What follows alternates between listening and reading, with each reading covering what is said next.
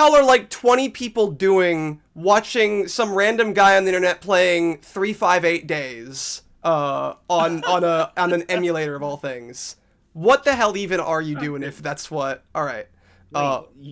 Wait, isn't 3-5 days on the collectors? No, edition? just the movie of 358 Days. The game is not. Because the game was boring as shit. Like, I mean, okay, I know I can hear a certain Canadians, like, quickly approaching my location, but, like, I'm gonna say it, 358 Days was the worst out of... I've not even played all the other games, and I'd be willing to bet that it's the worst one.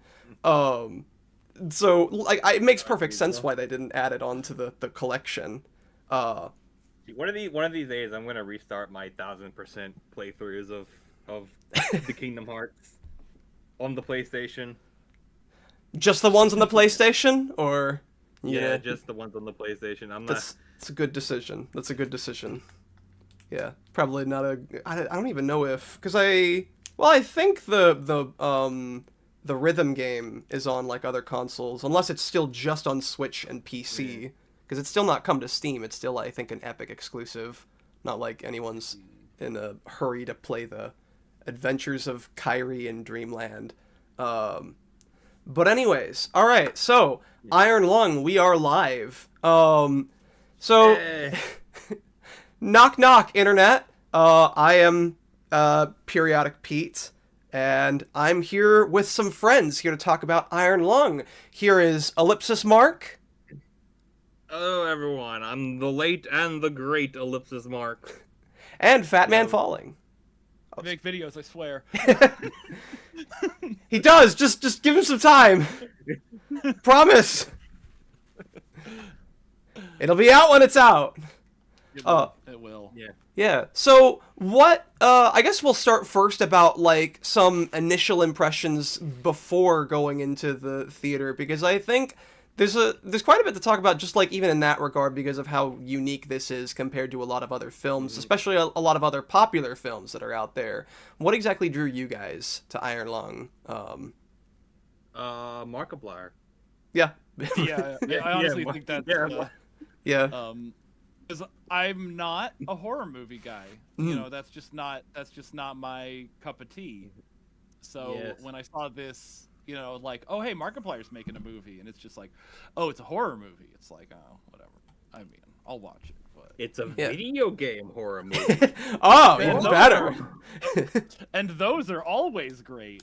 Actually, they kind of are. Like, I mean, we've been getting better ones. Yeah. Yeah. Like, you know, like growing up, you know, back in the day, we had our Resident Evil movies with Mila Djokovic. Yeah. And, you know, those, as, you know, however you feel about them, they are high art. Yeah, it turns out, like, the formula for, like, making a good video game horror movie, as, like, a good horror game, is step one, you know, understand the material, and then step two, try.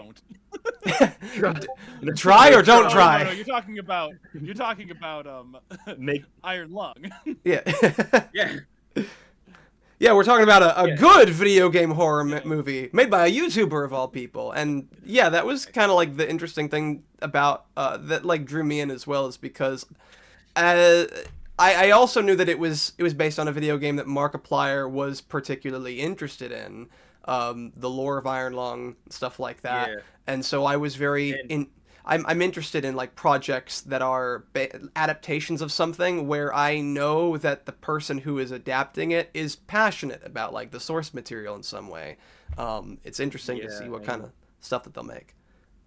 And you know, and like I've said this, like I said this in the theater, and I've said this like all the time, is like it's so weird that, you know, Iron Lung is the IP that, you know, because like he's played so many other games, but like he plays Iron Lung, and he's like, I must devote the next 3 years of my life to this.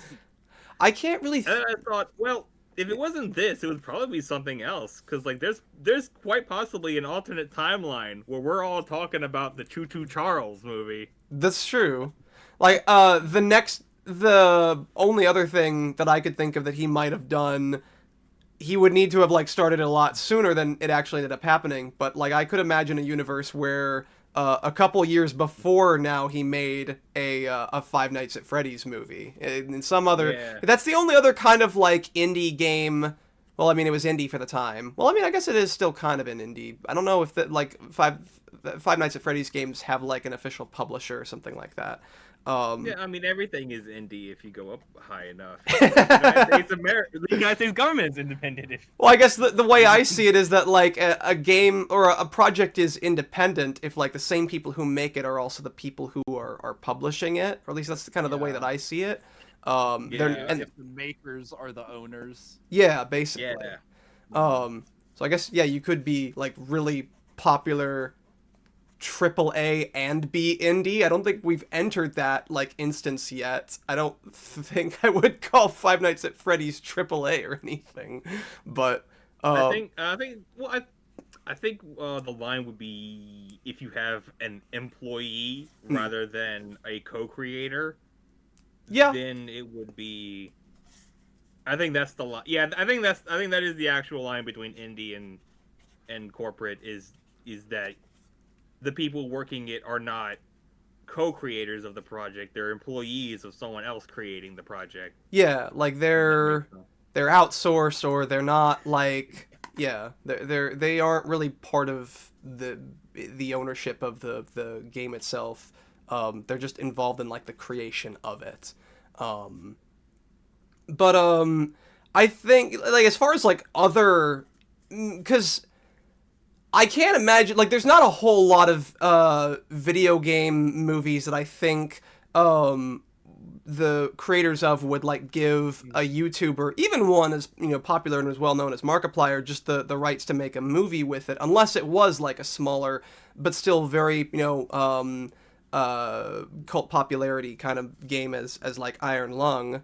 I could maybe see Frictional Games doing like an Amnesia or a Soma movie, because they did a tie-in movie with Soma when it came out, like a couple of short films about like some of the other people on Pathos 6 and what all they were dealing with before the events of the game. So I guess I could see, but like besides that, I can't think of like a whole lot of video games that both A, Markiplier is this passionate about, and B, that the creators of said game would give him the rights to be able to make the movie. And the fact that it was Iron Lung of all games is what's most interesting about it, because it is a movie that takes place almost exclusively within this small confined space. And I remembered when I had pre-purchased my ticket like about a month beforehand, because I knew that there were probably, like with as few showings as there would be and as popular as Markiplier is, there were probably going to be some sold out showings.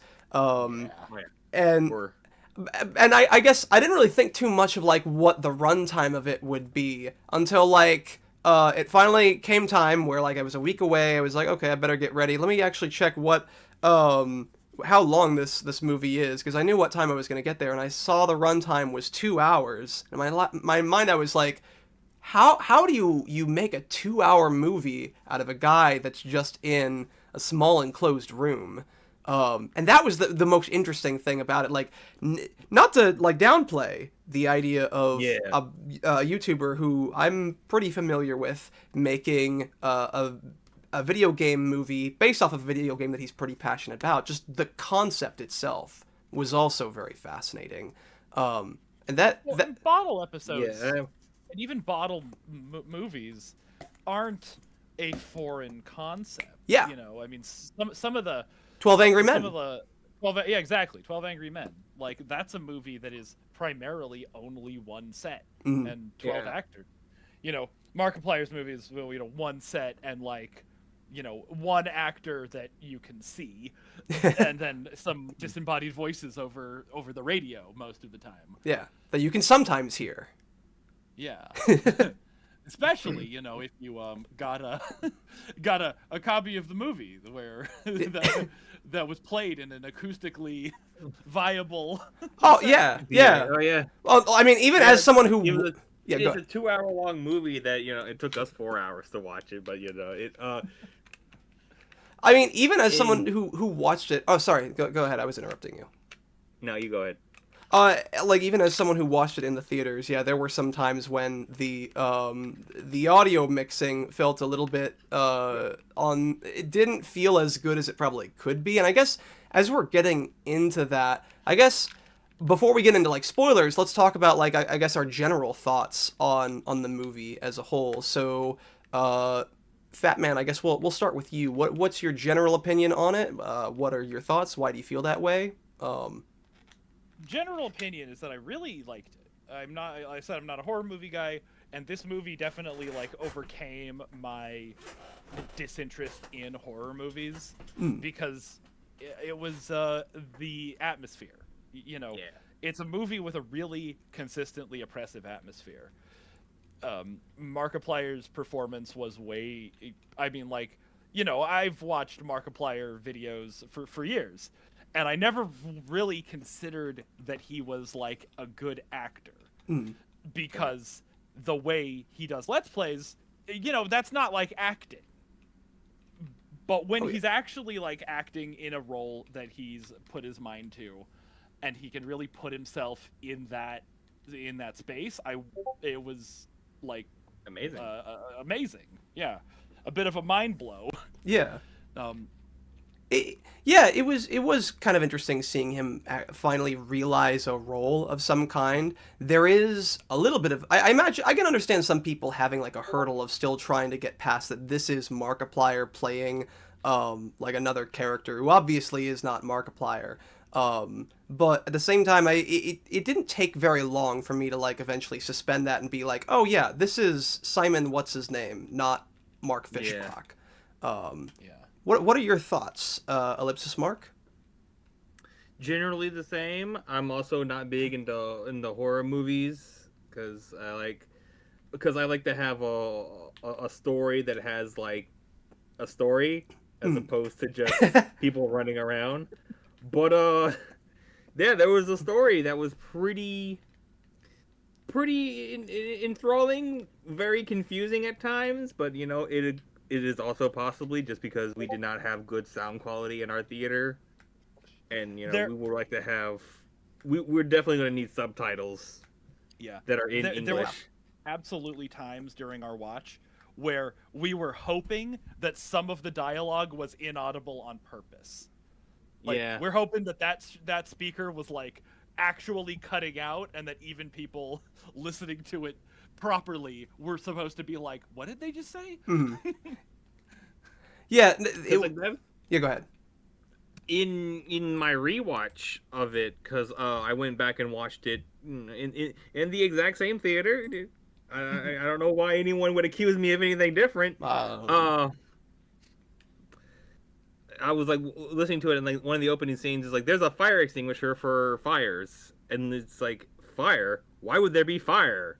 And like I did not hear that during the very first time. It was only by sitting there and like re-listening it to a couple of times I was able to hear it. And that was in a scene that did have clear and obvious audio lines being said. Like you were supposed to hear that 100%. So then later on, when like the rumbling and the shaking is happening, and you're hearing like hallucinatory voices, it's like, what are we supposed to be hearing here? Yeah, there were some times when like it felt like the effects of the audio was kind of making a little bit. I remember there was one line in particular that was trying to communicate something, and I wasn't quite sure myself. I think the line was, "She was going to call people you stole you from our ship and leave you to die." And I was like, I was listening to that over and over again, and I was like, am I having a stroke? Did I hear that? I wasn't quite sure. Like even after I came out of the theater and I went back to like watch it at a later time, and I heard it again, I still couldn't quite understand what was being said. I don't feel like there were a lot of lines like that. It mostly just happened like near the very end where there were certain voices going on. Also, welcome Billy Donuts. Bring in the donuts, Billy. I see. Yeah. Heck yeah. I blame the squirrels. I blame the squirrels too, Billy. The squirrels were responsible for the quiet rapture the whole time. They were mad at everyone stapling them to trees and their dead wives. They're like, the only way for us to actually keep our nuts is to just rapture everybody else. Because fuck them, I guess. And that's something about the plot that was like, because like we talked about that a lot during the movie. It came up multiple times. Like every time they said it was like, what span of like space travel were they in? You know, like were they multi-planet, multi-star, multi-galaxy? Yeah, that was Because no. Go ahead. Because like it's you know, how do they know the stars are gone? You know. They Like, had what- to have been, especially if they can still see the light from the stars. Yeah, And but, they like, know the stars are gone. They must have been there to observe them directly. Yeah, I think my thought would be that it must, because I'm curious how much time exactly passed since the quiet rapture. I forget if they said how much time had passed or not, because I can imagine because they, from what I understand, there's the light of some stars are still out there. They just call them illusory because they're realizing that, oh yeah, all the stars are disappearing.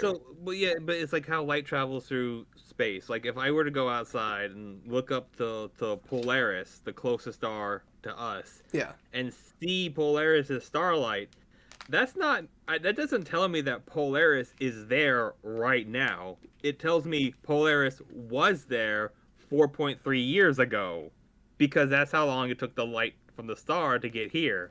Yeah. And it's like, oh, okay, so is it like the sun disappeared and then stars started going out a couple years later?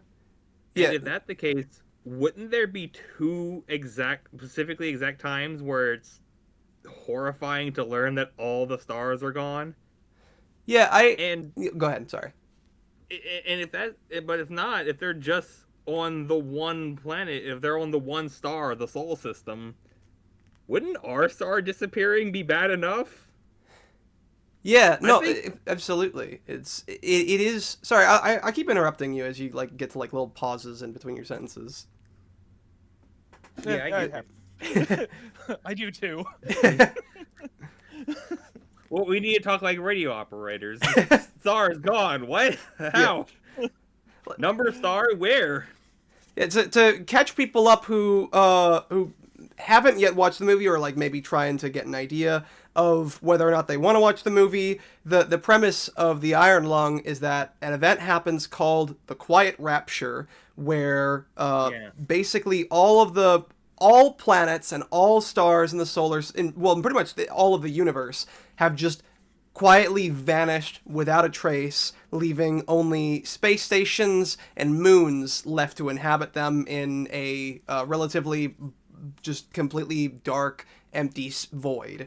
There are apparently some new moons or moons that they haven't like yet discovered beforehand that they then have found that contain these blood oceans on them, and I believe they've said that there are like 4 of them, or I could be thinking of something that was said in the game. And we are watching we're watching the exploration of one of them as a guy is being basically welded inside of this submarine called the Iron Lung to basically explore one of these blood oceans in hopes that it might contain the secrets for them to be able to survive in this new harsh environment.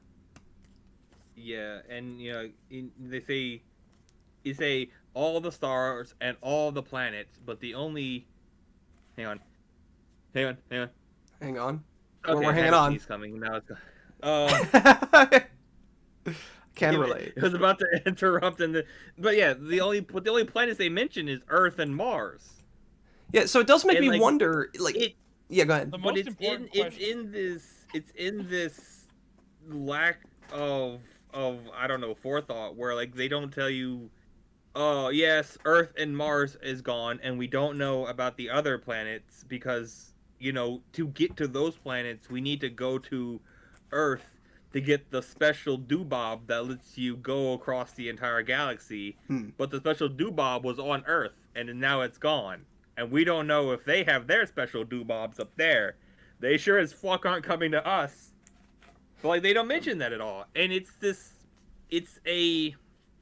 weird density of lore throughout the whole Iron Lung IP, because like they have the terminal in the game, and they have all the exposition in the movie. They don't really talk about the world very much, you know.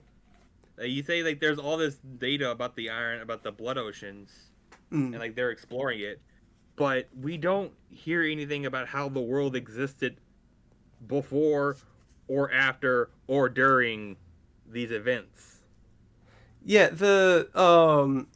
I think from what I've read about it, they had become spacefaring, but I don't think they have explored outside their own solar system.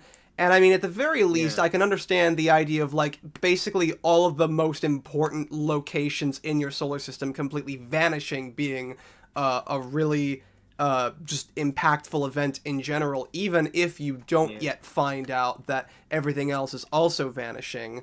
I can imagine that even after just like a couple years, you would eventually start to notice, oh yeah, stars are kind of going out.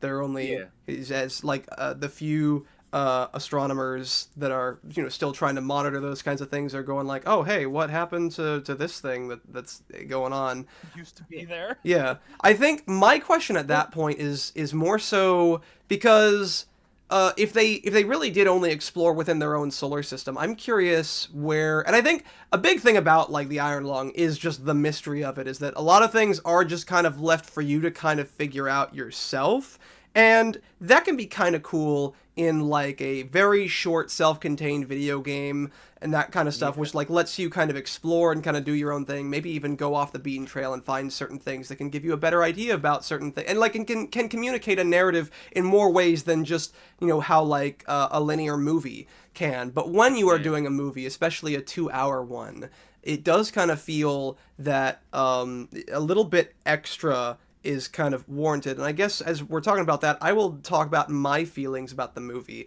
is that personally, I really enjoyed it. I do like what it means both for the realm of like indie films made by YouTubers, and I hope that maybe it inspires some other people to make films about stuff that they're passionate about, and also just video game films in general. I'm interested to see what all this does for the future, and I'll be interested to see what else Mark himself does in the future, considering that he also did this because, to my understanding, he felt a little bit trapped in a loop and felt like he wasn't really improving as a content creator and wanted to do something a little bit more, and I think this was a great excuse to be able to do that. And I hope that he keeps doing stuff like this.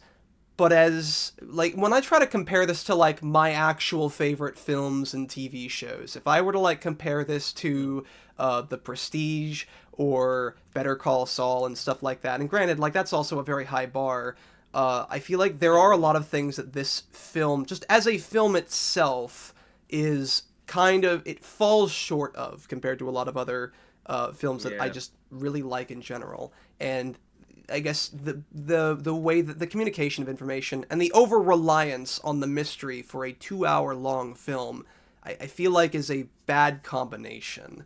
It was never, I don't think there was ever a time when I felt like I was, you know, just so bored out of my mind I was waiting for something else to happen. But there were times when I felt like you could have, you know, here was one thing that I was kind of interested, there were several landmarks in the video game that I don't think are ever mentioned or even shown at any point in the film. So there is a temple in the video game that implies that there was once a civilization that lived on this moon, possibly before the Blood Ocean even existed here, and that there was also this weird kind of obelisk or monolith of some kind that creates a humming noise when you're near it. No mention of either of these things, and I'm like, okay, mystery is great and all, but like you didn't want to go into like any of that for like a 2-hour long movie. And I mean, what we have here is still nice enough just as a story of a guy who's trapped in an ocean of blood trying to survive as oxygen is dwindling. The hull is slowly but surely falling apart. He's being driven mad by reasons unknown, all while there's also a monster that's down there that could easily eat him if he wanted to. You know, that's all cool and well and good, but I feel like there's a lot more, even without revealing all the information behind the mystery. There's just a little bit more that you could be doing. So that's my general thoughts on the... I feel like you probably were trying to get some words in there, Ellipsis Mark. Did you want to say something? Yeah, just that, you know, this was something of like, again, because like we were talking about how the aura, the tone of Iron Lung is kind of has the same aura as like the original Halloween, where it feels like it was literally scripted, shot, and edited in under a month to get out, but it's actually this big production. And then if this came out back in the 80s or 70s, we would probably be watching Iron Lung 10 by now, and they would be like, you know, slipping the timelines to try and recombobulate the star energy or veil void or whatever, because like there's all these terms that, you know, ultimately mean jack shit because they're never referenced outside of just the term, like beyond the veil. Mm. Fucking what veil? The veil you go beyond. It's, yeah. You know that veil. Yeah. And the void. Given there's hope in the void. What void? Yeah. The void where the hope is. Like What hope? The hope that's in the void. In a video game, I feel like keep up. In the video game, I feel like you can afford to be that vague, because a lot of the other stuff that are like off the beaten trail that the player can go out of their way to find can fill in that kind of stuff. Whereas again, when you're displaying it through the linearity of a movie, you need to add a little bit more substance to be able to make the mystery more intriguing, give more things for the viewer to kind of put things together. Is that I'm not even sure if a lot of people who watched the movie would get the idea that the story, or like the quiet rapture, is supposed to be like a metaphor for the actual rapture. I watched like a video a little bit before hopping on the stream that talked about how like there were a lot of parallels in terms of like symbolism with, I think, Revelations and a bunch of this other. It was kind of interesting stuff, just the way that like they portrayed that in like a horror kind of environment.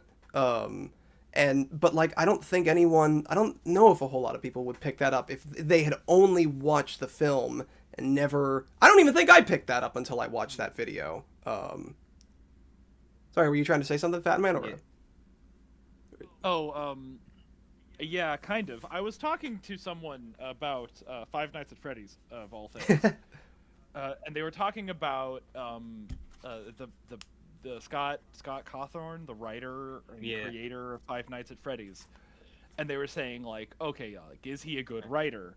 And it's like, for the sake of a video game, for facilitating the actual 5 buttons kinesthetics of the video game, the fact that the animatronics want to kill you is enough to facilitate pushing the buttons.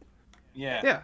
Whereas like all of this lore behind it, you know, the bite of 87, all that shit, like that's fine to exist for people who want to like actively pursue the lore, but just for the sake of facilitating the actual gameplay, the fact that they want to kill you is enough. And similarly in Iron Lung, the fact that you need to explore these anomalies, that you have no other choice, that you're welded into this submarine, and you're at the mercy of the people outside of it, is enough. And then the lore is there for anyone who wants to like independently pursue that.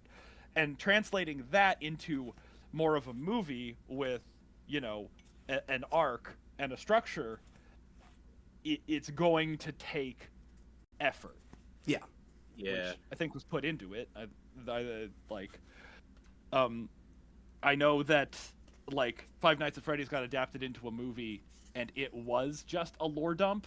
Was Or it at least really? Yeah. That's what Yeah, people 'cause say about it.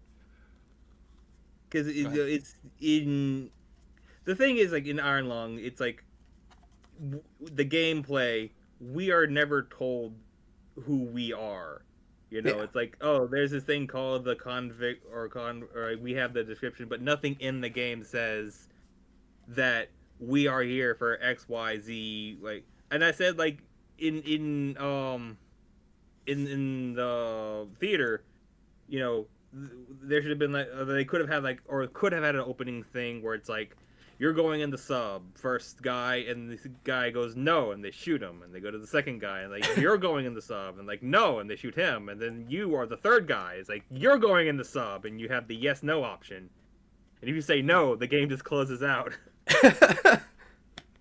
But we don't get anything close to that, so there's this ambiguity where it's like, oh, we just have to make the assumption and that's fine, but because it's an assumption they can go against it and be like, no, you're actually a scientist from the enemy faction and you wanted to do this and you're actually the guy who caused the quiet rapture the whole time. And it's like, that's a total possibility in like Iron Lung 2.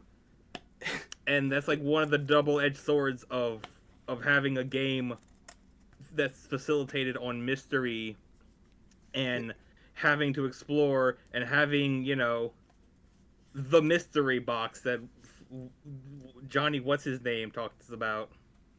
Yeah. That you have infinite possibility, but you know, in that infinite possibility is fucking everything up. And granted, I don't think I don't think that we'll get anything like that in like a to my understanding, the guy isn't even going to make an Iron Lung 2, and I mean I'm sure that's fine enough as it is. Yeah. Also, are you talking the video you watched? Was it from Mr. Hunter You? I don't. Hold on. Let me actually look up the. Let's see. Let me go check my history real quick. It was. If it is, you're not gonna believe what video I watched. Oh yeah, Mr. Hunteru. Yeah, Iron Lung complete lore and story breakdown. That's the one. Yeah, I also watched that exact same video. We're both like, I gotta hop onto the stream and make myself seem well informed. How can I do that in half an hour? YouTube, take the wheel. And yeah, no, it was an interesting kind of it was an interesting perspective on the video game, because again, like the way that like a video game can communicate all that kind of stuff is interesting, because when you have the kind of when you have like a video game, you can leave a lot of different ways to communicate a story, when you take into account that the story itself does not always have to be experienced the same way, because the player has this thing called what's the word? It's this alien, this new thing that I know none of us choice. That's the word. Yeah, you are the player in the video game. Yeah. You're not Simon. Iron Lung isn't trying to put you in the shoes of, you know, Simon played by Markiplier. Yeah. You're just you. And that and like when you boot up Iron Lung. And when you compare that, like, because Five Nights at Freddy's, or at least the first one, I think is also a good comparison in that regard, because with the first one, I remember the days back when like there were tons of, you know, theory crafting about just the one game before we had like 2, 3, and 4 and everything else that happened after that, and people just making theories about like the newspapers on the wall about the dead children, and then the mention of the bite of 87, basically just people putting together these tiny little details that aren't really obvious from like the base gameplay itself, that is ultimately comes back around, or at least at the time, just, you know, boiled down to 5 kids got killed, and they now haunt the animatronics of this place. They kill the security guard because they recognize that the security guard was the role of the person who killed them, and you know that was basically just but like all that kind of stuff isn't really told through. Which isn't true anymore at all. That's not true anymore. No, not at all. Because I do not think that Scott Cawthon is a very good writer, like at least in terms of like lore and stuff. I think as far as like a mystery crafter just within the context, the limited context and confines of his first game, I think it was fine, because for as simplistic of a concept as it wasn't really like the fact that it was 5 ghost kids haunting a Chuck E. Cheese that was interesting. It was the mystery that was keeping all that information vague. It was the fact that like people actually had to look very close in certain kind of areas that actually made it worth kind of, you know, looking into. And that's what made it, is that the way you experience that story is different from how you experience a movie. And that's where I feel like there could be a little bit more done here. Don't get me wrong, I still really enjoyed Iron Lung.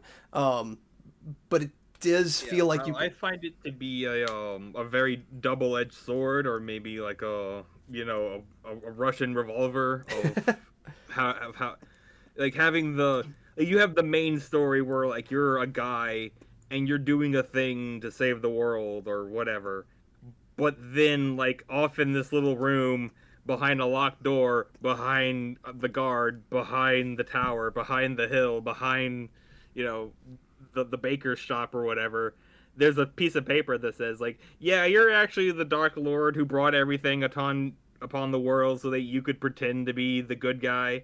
And it's like, okay, this is a really interesting, story about like narcissism and like creating a problem that you can solve to make it look like you're the bad guy, and like cycles of abuse and all that.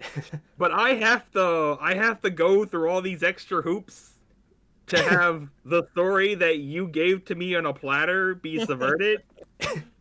Don't get me wrong, this is a really good theme, but I kind of feel like you're just being a dick about it. Are we talking about Iron Lung, or are we talking about Five Nights at Freddy's? I'm still trying to figure out. No, are you talking about Baldur's Gate 3? You guys played Baldur's Gate. I'm talking about video games. Baldur's Gate 3 is a video game. But what Baldur's Gate 3 is? This is a revelation. Oh my god, I didn't know that. Wait, you mean Baldur's Gate 3 is like a video game? Dude, I thought that was just my tabletop group. This whole time, when I boot up Baldur's Gate 3 and I just watch it, I'm like, this is the most boring movie ever. I've been experiencing it wrong the whole time. These characters just stand there. It's almost like they're waiting for characters. But characters, I just see a menu for like 2 hours, and I'm like, what? Where's the story? Yeah. By the way, the idea of like adapting a game into a movie, I realized is like incredibly easy. We've been doing it for years. They're called Let's Plays. You just take the game and you make it a movie. Yeah, I mean, in fairness, the thing about Baldur's Gate 3 is that almost like what you were talking about, where if you play a normal character, if you just go into like create a character and make a character, it's like, oh, you're playing this story. But if you play this one specific character called the Dark Urge, it's like, oh, guess what? You're like the center of the entire universe, and this ties it into the previous 2 Baldur's Gate games, which, if you're like me and you didn't play the old games back in like 1999 when they came out, and you just started with 3 because of the bear sex, it's like oh, this is a fun game. But if you did play the other ones, you're like, oh, the Dark Urge is the ball spawn and blah blah blah blah blah blah blah. It's like mind blowing. And it's just like, yeah, that's exactly what you're talking about, where there's a game, but then if you go out looking in increasingly obscure places, you will find all sorts of new lore that completely recontextualize the entire experience. Yeah, it's like for Iron Lung, it's the you have the anomalies. It's go here, go to these coordinates, and take the picture at this angle. And it's like, okay, so now you're just going around collecting samples of the local fauna, local hell fauna. And you can but it's like if you go to the other side of a thing, turn around and take it from the other side, you see that like, oh, it's the sub. Yeah. The sub that was the real sub. The mystery is a lot. Changes? Yeah, the mystery is a lot more, or the sheer amount of like vagueness and mystery fits a video game a lot better than it does a film, because you can always look at something at like a different angle, and because like the general play style or the goal of the game is fairly benign, at least in the sense of like going around an ocean and taking pictures, kind of benign. Like obviously I'm not saying that like trying to find a cure for the end of the world is benign, but the activity itself is, and because you have control over like how you explore the environment and you see other kinds of things, then you are able to experience new kinds of things from which you can draw conclusions from to better help you when uncovering that kind of mystery. Whereas like with a film, it like all you're left with are the things that it presents, and if it presents the same kind of information that is, you know, like at the most, you know, obvious in the video game, then the information, the actual mystery is going to be a lot more vague than it is in the video game, and because of that it can be a little bit more difficult to engage with, since all you have is the movie and you don't have like a different way to experience the same story like you can with a video game. And that's, again, because there's always like a fine line with these kinds of things, is that I can understand the mystery being a valuable thing in a story, but you also have to like give a certain amount of like information away for like the mystery to even mean much to the person in the first place. It's like it's one of the things like with Dark Souls, the Dark Souls games. Yeah. Like if you play them straight, it's like, so there was the time where things were good, and now we're in the times where things are bad, and you gotta go. If you ignore all the lore of like little items and stuff, then it basically just becomes an episode of Terminal Montage. Yeah, and like all the actual lore is hidden in item descriptions, whereas if you just ignore everything, it just becomes like, yeah, you see that guy? You see how he has a health bar? Yeah, go fix that. Yeah. Yeah, it's just Terminal Montage where like you have a character who just goes around killing everything, and all the bad guys scream in pain until you kill Gwyn, and then the game ends. Also, welcome Kaiser Shonen. The real Iron Lung are the friends that we made along the way. Well, yeah, and then they all died horribly along with the rest of the universe. But yes, you're not wrong. But yeah, shoot, I lost my train of thought. What were we talking about just before? I just want to say hi to Kaiser Shonen is all. Dark Souls, probably. Yeah, Dark Souls. Yeah. Anyways, this stream has now become talking about Dark Souls now. Well, as every good stream inevitably becomes. Oh yeah. I used to. So the best Dark Souls game ever is Another Crab's Treasure. I used to have a roommate who was so into Dark Souls, literally every conversation we had eventually devolved into him talking about Dark Souls. We could be talking about like how to make the most mid fettuccine Alfredo possible, and somehow he would tie that back to like Lord Gwyn and the Age of Man or some shit. It's like you pour the cereal in the bowl, and then you go to open the fridge, and the milk has gone bad, and you're like, "This is truly the Dark Souls." It was exactly how like do you make your cereal? This guy, he could turn anything into a Dark Souls conversation. First, you pour the cereal, then you pour the milk, then you pour the Dark Souls lore, and then you put the bowl. And then you realize that Dark Souls is just a big JoJo's reference. You have no idea how hard I'm trying not to turn everything into a Star Trek. Well, I mean, I'm like the kid with the popping vein in his forehead meme. Like, well, I mean, it is a sci-fi. I mean, it's a sci-fi horror movie, but it is still kind of sci-fi. So if you bring something up, you know, that's like relevant to Iron Lung, honestly, I need more excuses to watch Star Trek and Doctor Who. Oh, don't worry, my video will give you all the excuses you need. When it's out, of course. When that'll be? When it's out. When it's out. Yeah. Just stay subscribed, guys. It's fine. Absolutely. Yeah, just have faith. we're gonna have a whole reaction series of me reacting Faith of the heart, one might say. So I guess, like, for as much as we've been talking about, like, how little information you're kind of given about the mystery itself, I think the best way to really kind of talk about that, and again, I'm trying to avoid spoilers until we get a little bit later into the stream, at least for the time being, but I think just we can talk a little bit about, like, Act 1 and probably, like, Act 2 itself, because a lot of those, like, that first 2/3 of the movie it's not even really about like the quiet rapture and stuff like that. It's literally just this guy trying to survive in this sub after he's being like thrown down there. And first bit is trying to getting information. He's trying to survive the ocean, survive the sub, and survive the people. Yeah, all at the same time. The whole. And even, I think one mystery I think that they did do well enough was the, shoot, what was the name of the station that he blew up? What? Did we? Huh? Oh, can you guys hear me? Did I cut out? Hello? Hello? You might have, unless you just stopped talking on your own for like 10 seconds. Oh, no, I was still talking this whole time. Okay, what was the last thing that I said? What great mystery was... Okay, one of the thing that I thought that a great mystery that they did well was...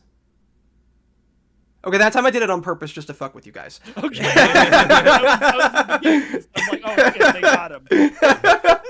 So, yeah. Markiplier behind you with a gorilla. David Szymanski does not want me to give away the true secret to the iron lung. But no, I felt like the revealing Simon's involvement in that one station's the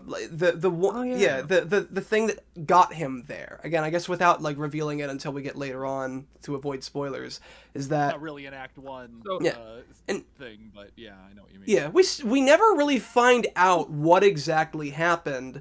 But we still get like drip fed pieces of information here and there until it's eventually revealed, oh yeah, you had like an involving that's happening, and that's why everybody hates you. And that goes into the double sword. Uh-oh, did Mark stroke out this time? Yeah, a little bit. Oh, okay. I was about to say that's the double sword of that I was talking about, because or not, well, not the none. This is the different thing of having the vagueness of the lore, like in Five Nights at Freddy's. Yeah. What I think is yeah, go ahead. In the game, you're just a dude, but then it's revealed that like, oh, you're the dude that did all the killings. You're Simon the Butcher. Mm. And like they had added all of that extra context, because like we had no idea what we did to get into that situation. It's like, yeah, you committed a crime. What crime? Fucking, you littered. Get in the sun. It's like the beginning of fucking Oblivion, not the beginning of Skyrim. Or I guess both of those games start with you being a prisoner of an undefined crime. Yeah, wasn't the beginning of all Elder. Well, I thought the beginning of Skyrim you were arrested for crossing the border or some shit like that. No, I guess it's only Oblivion where your crime is undefined. Mm-hmm. I mean, I've not played Oblivion, so like I guess I wouldn't know. But yeah, I think the way that they handled the quote unquote mystery of like Filament Station, I feel like that was a little bit better than like the mystery of the quiet rapture and what all is necessarily down here, because we both got like enough information for us to actually like figure out what happened. We were drip fed that kind of information from the beginning so that we didn't actually know much. We had like a mystery that actually kind of kept us engaged. We got, a satisfying amount of information by the end of it to understand generally what happened, and we still don't really know exactly what happened at Filament Station. I feel like I don't know if we can necessarily say the same thing about what the other I feel like I'd be getting into like Act 3 kind of stuff if I go too much into it, but there's other. So we know there's 5 stations in total. One is Eden, one is Filament. We know Filament. Eden attacked Filament, and now they blew up the reactor or something, Mm. and it's filled with radiation. Yeah, and so Which that was a whole other thing about the fuel situation, which I don't know if we want to detour that, but yeah, it's like we do know that they attacked the station and now no one lives there. Mm. The game terminal said that. Yeah, and it's I felt like the way that they delivered that kind of information was a little bit more satisfying than, because obviously, like, I think it showed a way that you could still keep a mystery, but still like drip feed information that can like lead to a satisfying enough kind of conclusion by the end. Whereas while I am still kind of like interested in the general mystery of what all was down there and what all the veil and stuff was, I felt like there could have been like a little bit more, maybe even like found ways to add lore on top of like what was in the video game. Yeah. Whereas I don't actually know if the movie adds anything to the game as much as it like repurposes what was in the game, and even then doesn't use everything from the game. So I guess going into like starting from like Act 1, I guess we can just sort of start about like the from there and just kind of give a general idea to the audience about like how things went down. So the first act just seems to be when Simon is being dropped down into the blood ocean. We get like generally introduced to what the whole situation is. The Iron Lung is the whole first act is literally just the video game. Yeah. You don't die at the end. Yeah, it's a lot of information dumping, but it's done pretty naturally, I feel. I felt like there was one line that like starts to hint a little bit at Filament Station that at first felt a little bit weird. It was when the operator lady, Ava, was like, oh yeah, that glass was from that the glass on that sub was harvested from Filament Station. You remember? Kind of surprising how some things survive and others don't. And it was like, I think at first it felt a little bit weird, but then when I realized, oh, she's mocking him because she's really pissed at like what hand he had in that. And I think it took a little bit of realizing that the line itself was like a little bit more natural than I gave it credit for. But a lot of that first act, I missed that line. But a lot of the first act is just where you are in a sub, you're in this ocean of blood, you're exploring around for some way for us to be able to survive, and I can understand why, because like besides the fact that you like in a universe full of moons, an ocean of blood is extremely noteworthy just because of the fact that like, well, A, there's nothing else like it, and also B, I think later on when they're looking at the recording from the black box, they mention the possibility that they can synthesize food and maybe fuel from the blood, and I think part of the reason why they're down here is to like see what else is down here. Obviously, they don't want to like synthesize food from like blood if it's got HIV or something like that. You get the or they're trying to figure out what all this thing. Well, I mean, the thing all about your meals HIV... are going to be very iron rich. Oh, very much so. But that was something about, we talked about how like all the sun is gone, the Earth is gone, the Mars is gone, but aren't the asteroids still there? Don't the asteroids have uranium and like infinite iron and gold and everything else that you use for construction? That was something that, I guess the guy just didn't really think about it. Yeah, that was also something else. Sorry, keep going. Why is there a fuel crisis when, you still... I guess because they could still be flying further and further apart each time. Like, every time... because you have to think. The Earth goes around the sun once a year. Mm-hmm. And so, if the sun wasn't there, the Earth and everything else would be going out exactly and become like one Earth rotation distance away every year, going further and further.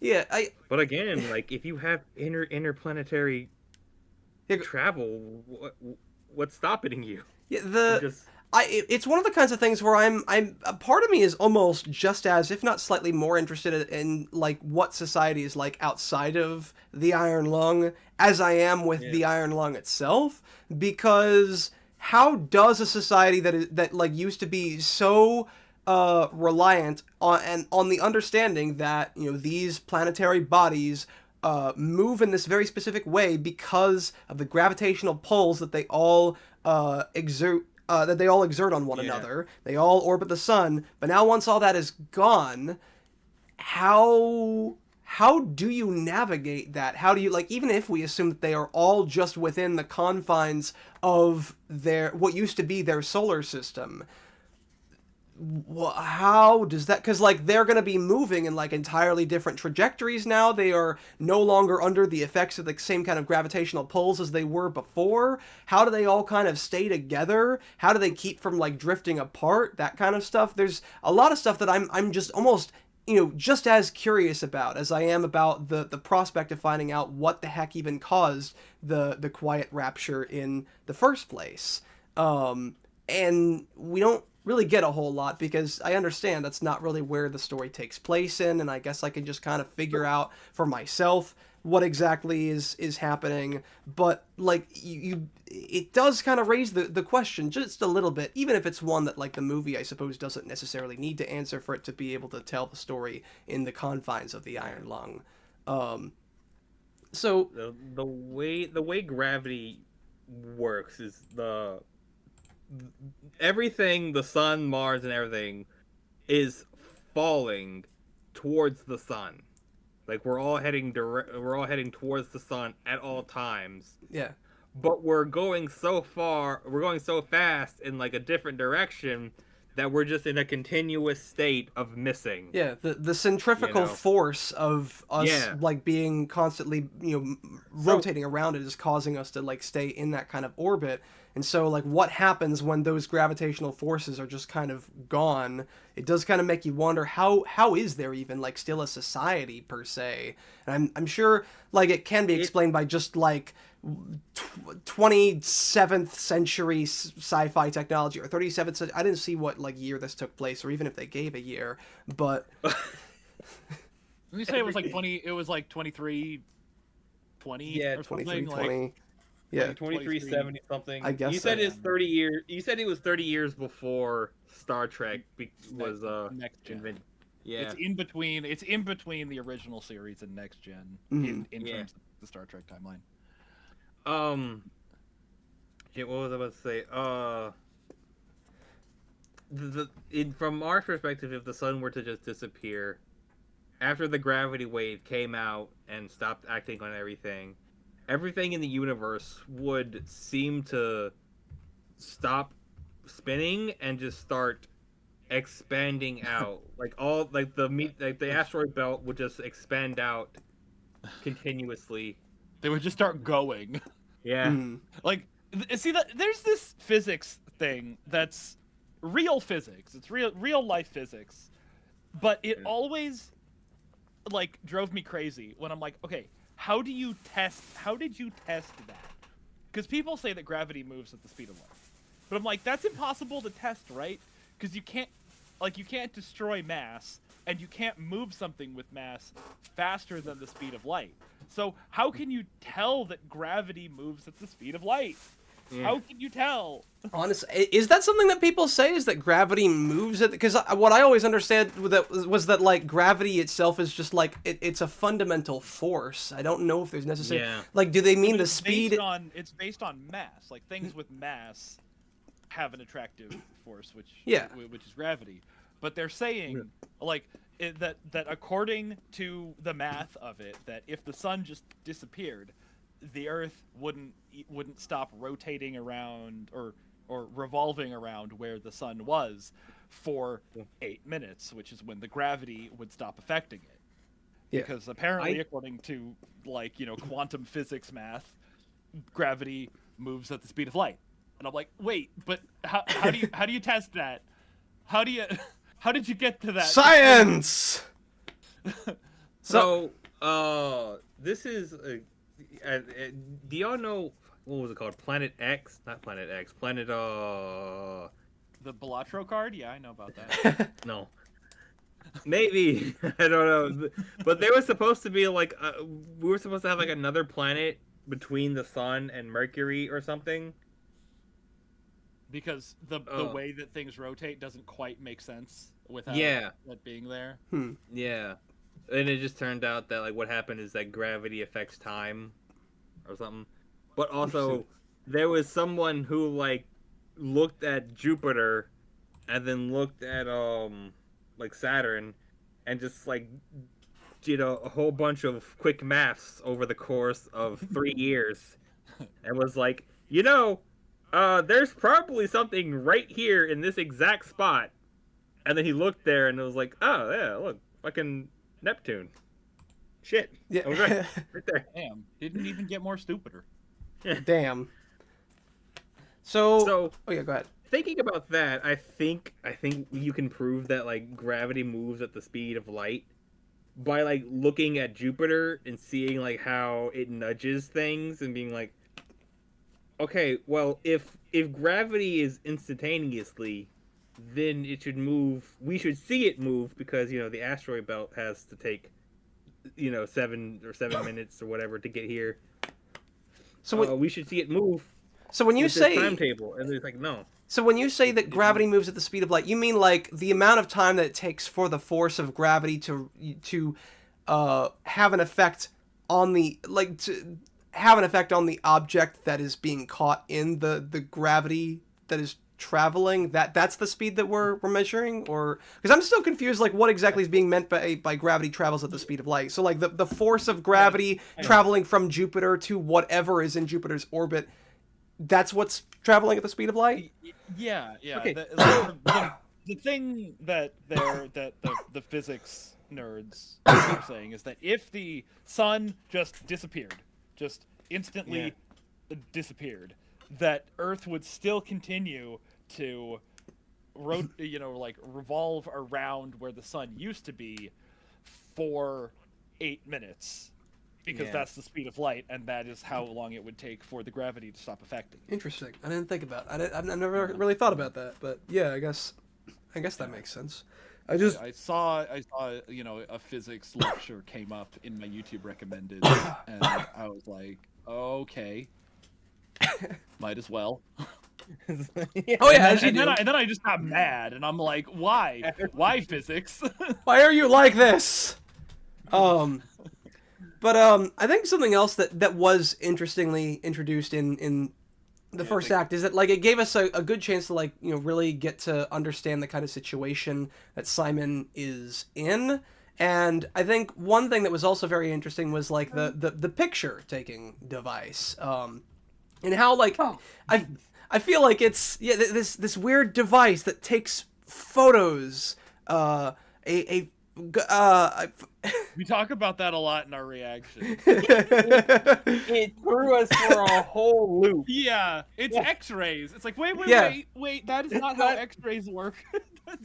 Also, now. Okay, X-rays so don't wait, bounce back. so it's X-rays. You shoot a gamma radiation, X-ray radiation, what the fuck ever, out into the. Aren't you cooking the blood? Aren't you cooking whatever is like directly in front of you? Well, we're also in space, so really like the I feel like the blood should be freezing cold anyways, but honestly I have no idea. Well, if heat transfer doesn't escape out into the void, that's where true. The hope is. It should stay warm, but it's not coagulated enough to stop the. To stop the sub from cutting through, right? So maybe it is warm, and that's why they want, maybe it's warm, and that's why they're here. It's like there's a heat source on this planet keeping the blood liquid. So or maybe Szymanski isn't a physicist. So maybe, or maybe they want to get to that heat source so they can do the most ancient of human rituals: boil water. Yeah, it's boiling water. I hadn't really thought about it a whole lot. Like, I understood the concept of like really only being able to see through a pool, an ocean of blood by taking kinds of those kinds of pictures, whether or not you want it. Because like I don't think the game necessarily went into saying that like specifically that they were X-rays is what you were taking, but. But that was something else of like, so you're shooting radiation through this camera, and there's a part where like you take a picture and you see the skeleton, and there's a fish in the background, and you take the picture again, and it's like it's not there anymore. It's like, where did it go? And it's like it probably swam away because you fired gamma radiation directly into its face. Swam away. It's probably like slowly surfacing right now because it's fucking dead. Yeah, you probably.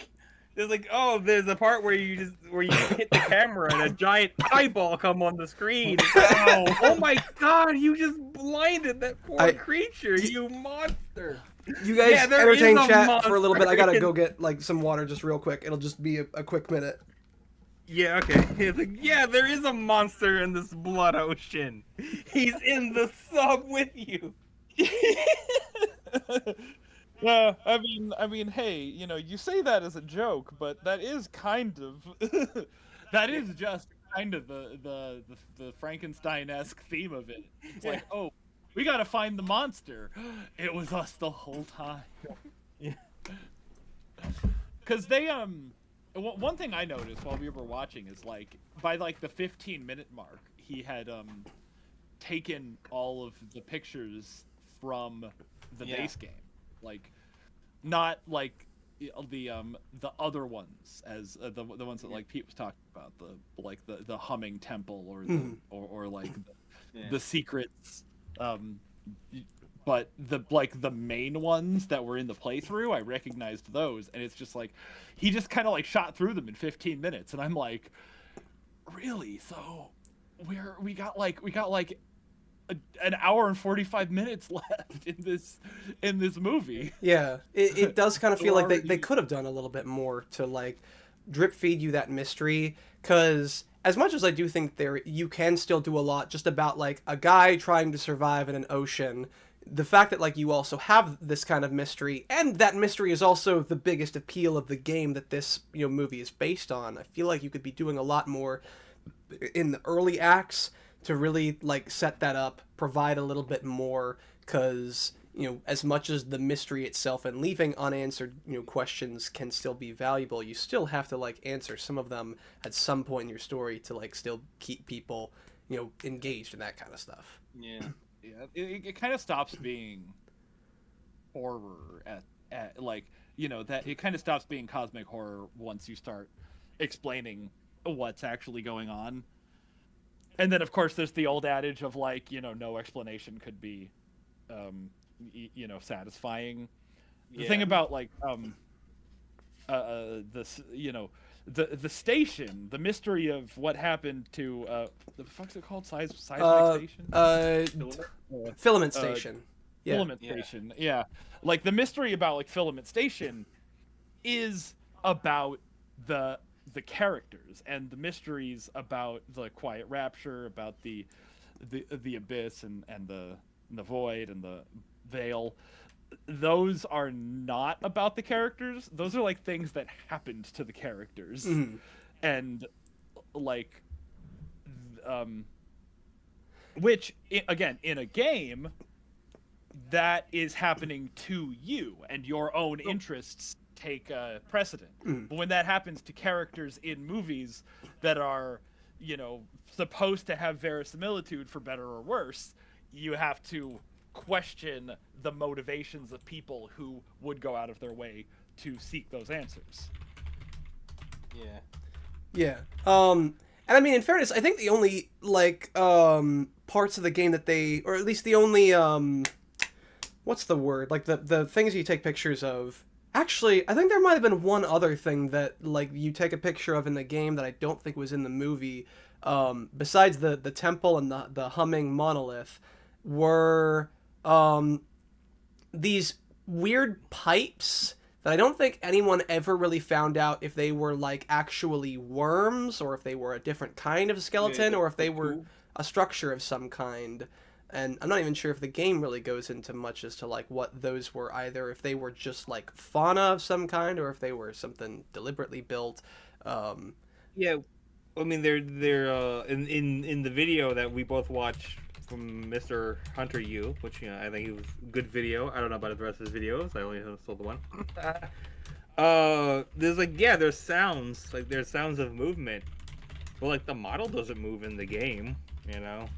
Yeah, that was something else that I found like an interesting kind of change to the game. So the skeleton itself, I think, is the monster in the movie, whereas like in the game, I think the skeleton was just that, a skeleton of the monster, or of the same species as the monster that is chasing after you, or rather, it's the skeleton of the. I think in game it's just referred to as the frog.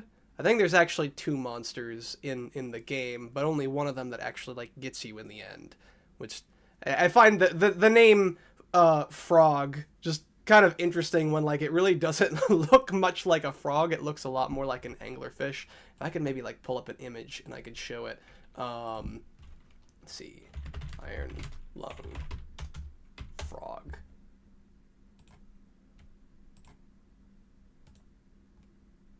Open image. Okay, now I will show this on the stream. I would have to stream it to you guys for you to see it. But I'm watching the stream. oh, okay. Yeah. Yeah. They call it the frog, the weird fish creature. Yeah.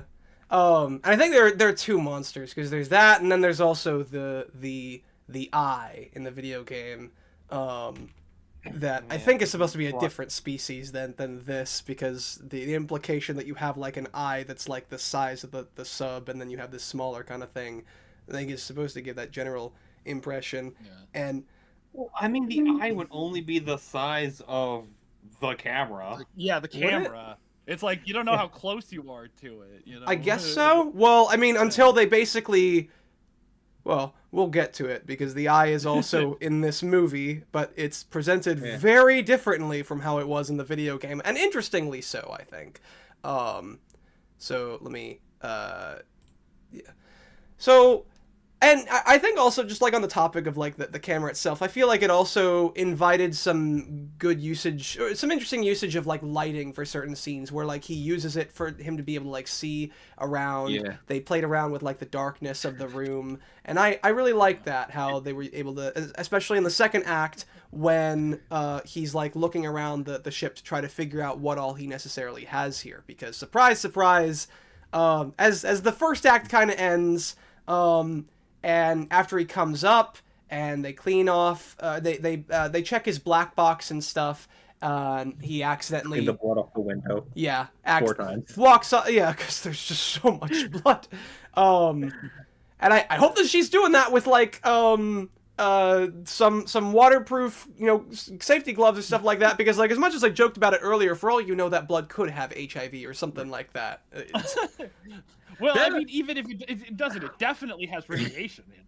That's also true. Well, that was something about like it's human blood. It's like, wait, how do you know spoiler. I think they I mean, yeah, we basically revealed it now, but yeah, they later reveal that it's all human blood. I didn't know that was I didn't know that was a big secret. I thought it was like, yeah, it's an ocean of blood, human blood. Well, they reveal it in the 3rd act, so I guess like to someone who hasn't played the game, it would be kind of a. But like, secret's out now. Thanks. What? No, I'm kidding. It's really not a big a deal. But like. Well, see, the thing it would have to be human blood for HIV to be a thing. What do you think HIV stands for? The H stands for human. The H stands for H. Duh.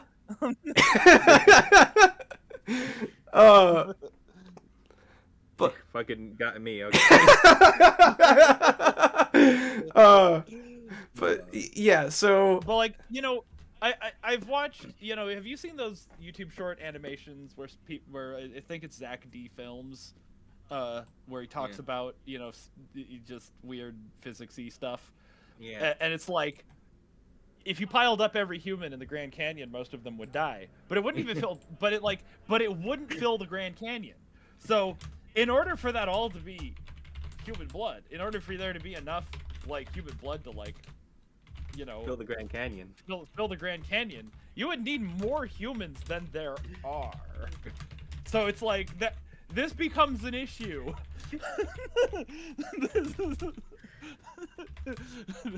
Are you like again? Not sure if this just isn't something that you know, the game creator, you know, considered, or if it is something he considered, and that gets either way, that really plays into the whole like cosmic horror aspect of it. It's just like, so this is all human blood, and there's more blood than in all the humans that disappeared. What's happening? Wait, have they confirmed that like that is the case? That like there is? Have they said specifically? Well, I mean, I guess yeah. If there are 4 different oceans of blood, I guess it would have to. Well, these are also oceans on moons. Yeah, I guess that would. I mean, I guess it would just really depend on what the population looked like at the time that all this stuff happened. Because we know that they colonized Mars. They, you know, obviously they were on Earth. I'm not sure what other kinds of planets they might have colonized, but like Earth and Mars would have been the most habitable, so they would have had the highest populations. They would have had a bunch of space stations, I'm guessing, or at least a sizable number of them. I guess, yeah. I mean, it was said that there was, it's in a lore.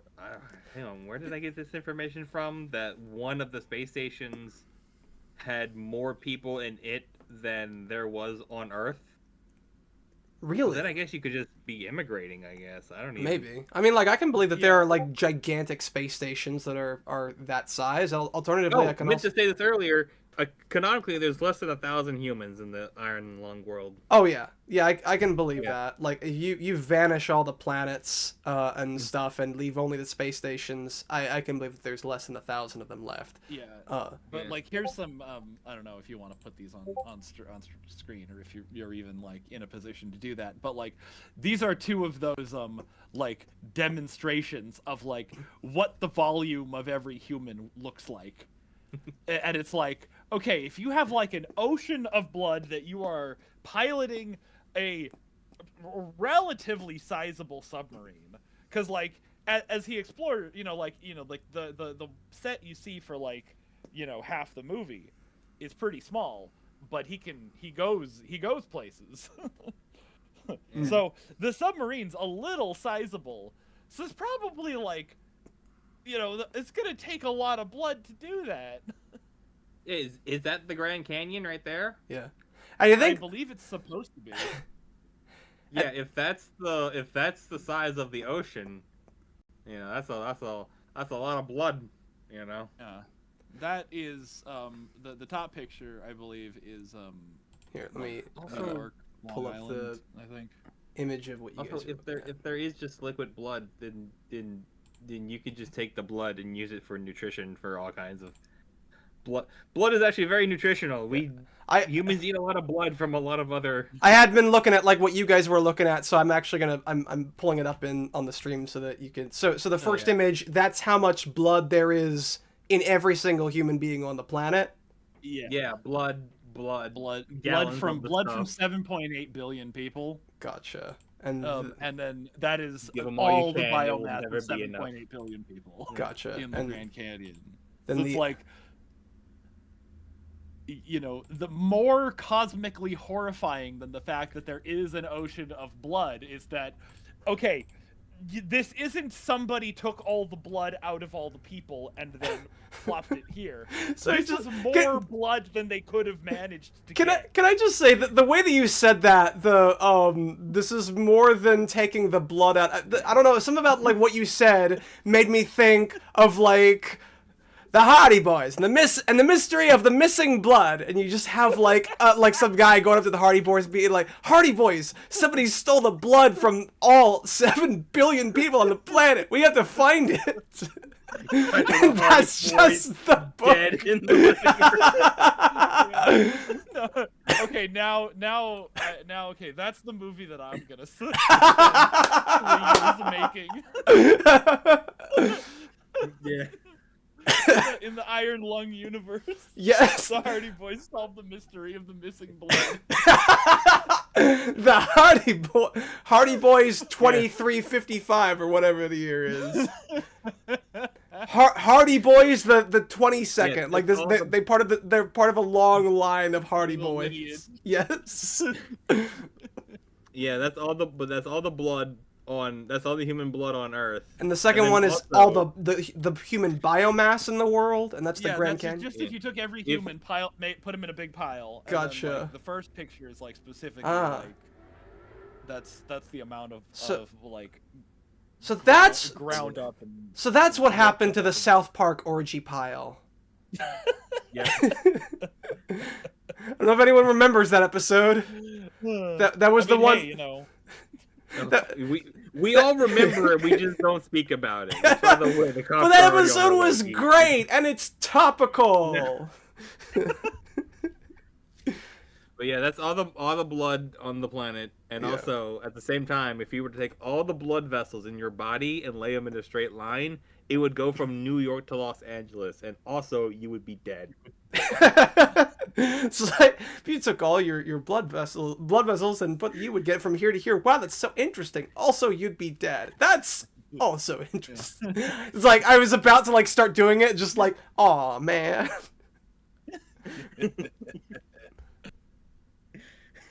But yeah, subversion.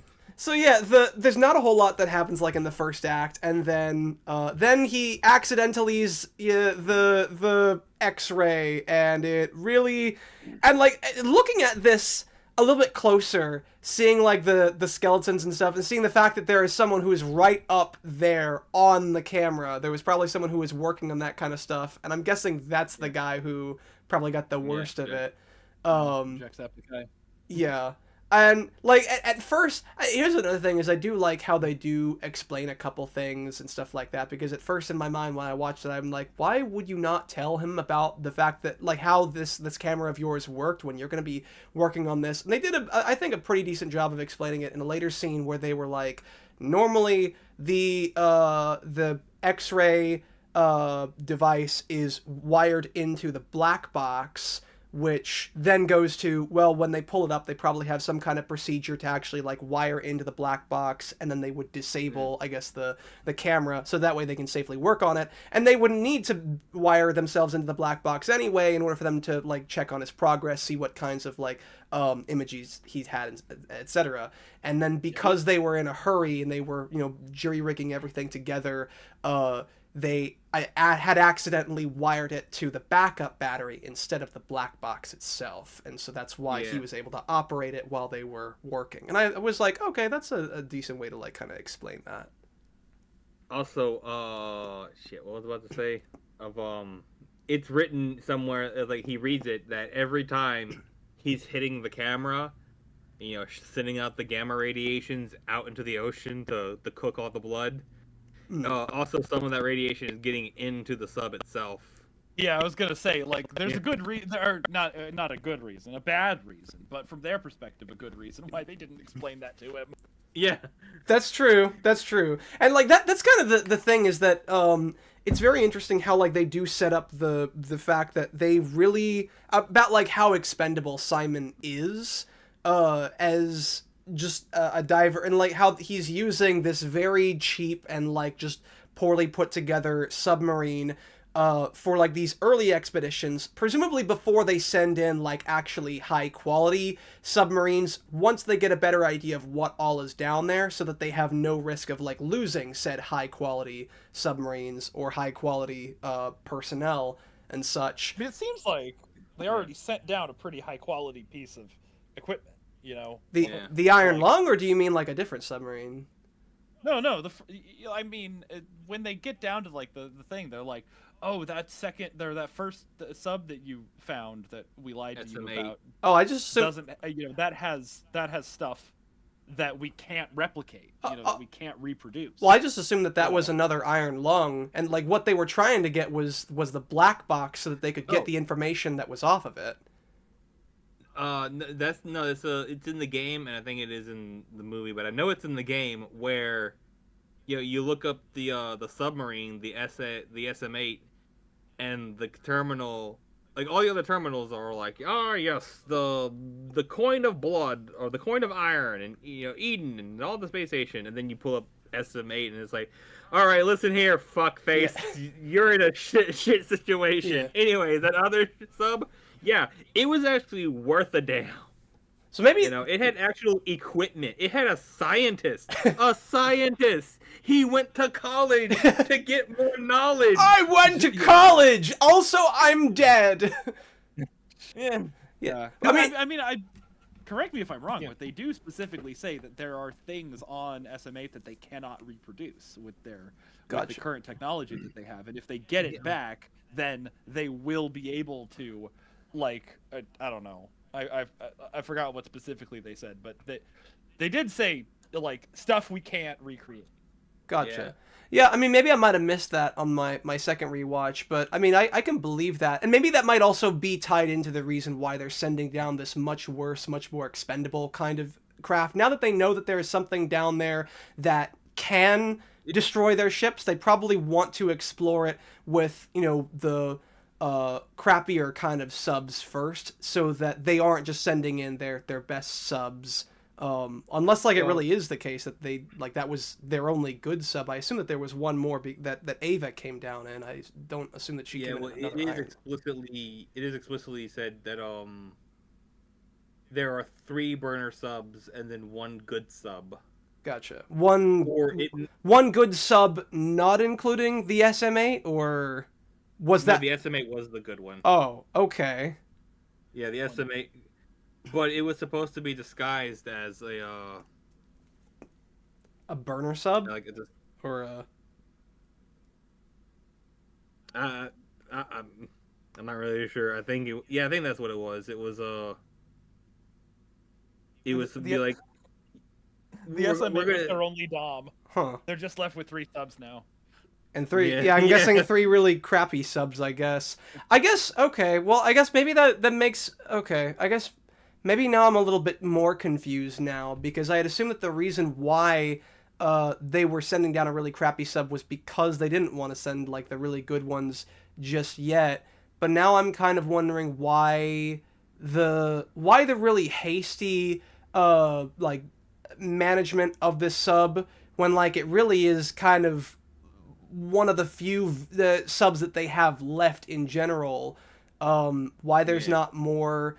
Because, I also look at the kinds of, the way that they navigate, the controls, the very unorthodox oxygen and, measurement kind of systems and the stuff that they have here. And my first thought is, oh, yeah, they just don't really care too much about, the sub and the person inside it that much. Because this one is one of their less valuable ones. They don't care too much about what happens to it. They care more about, their more expensive stuff. But now I'm like, okay, if this really is, one of the few subs that they have left available, and they don't have any that much more better than this, why are they not trying to outfit it with, more stuff? And especially if they only have a limited number of them, why wouldn't they want to, put someone in it who is not expendable and maybe doesn't hate their guts or something like that?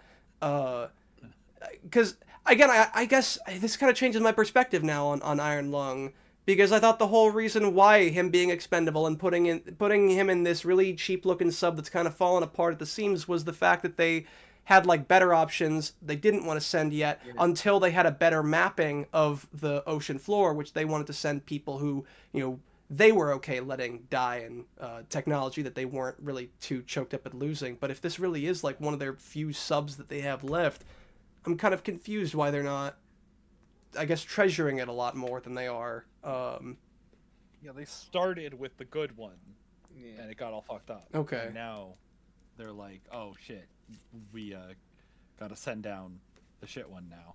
Interesting. Okay. I think my opinion of the movie might have been lowered just a little bit, because I'm now confused at the premise of the movie. I still like it a lot, just a lot of the stuff that happened, but...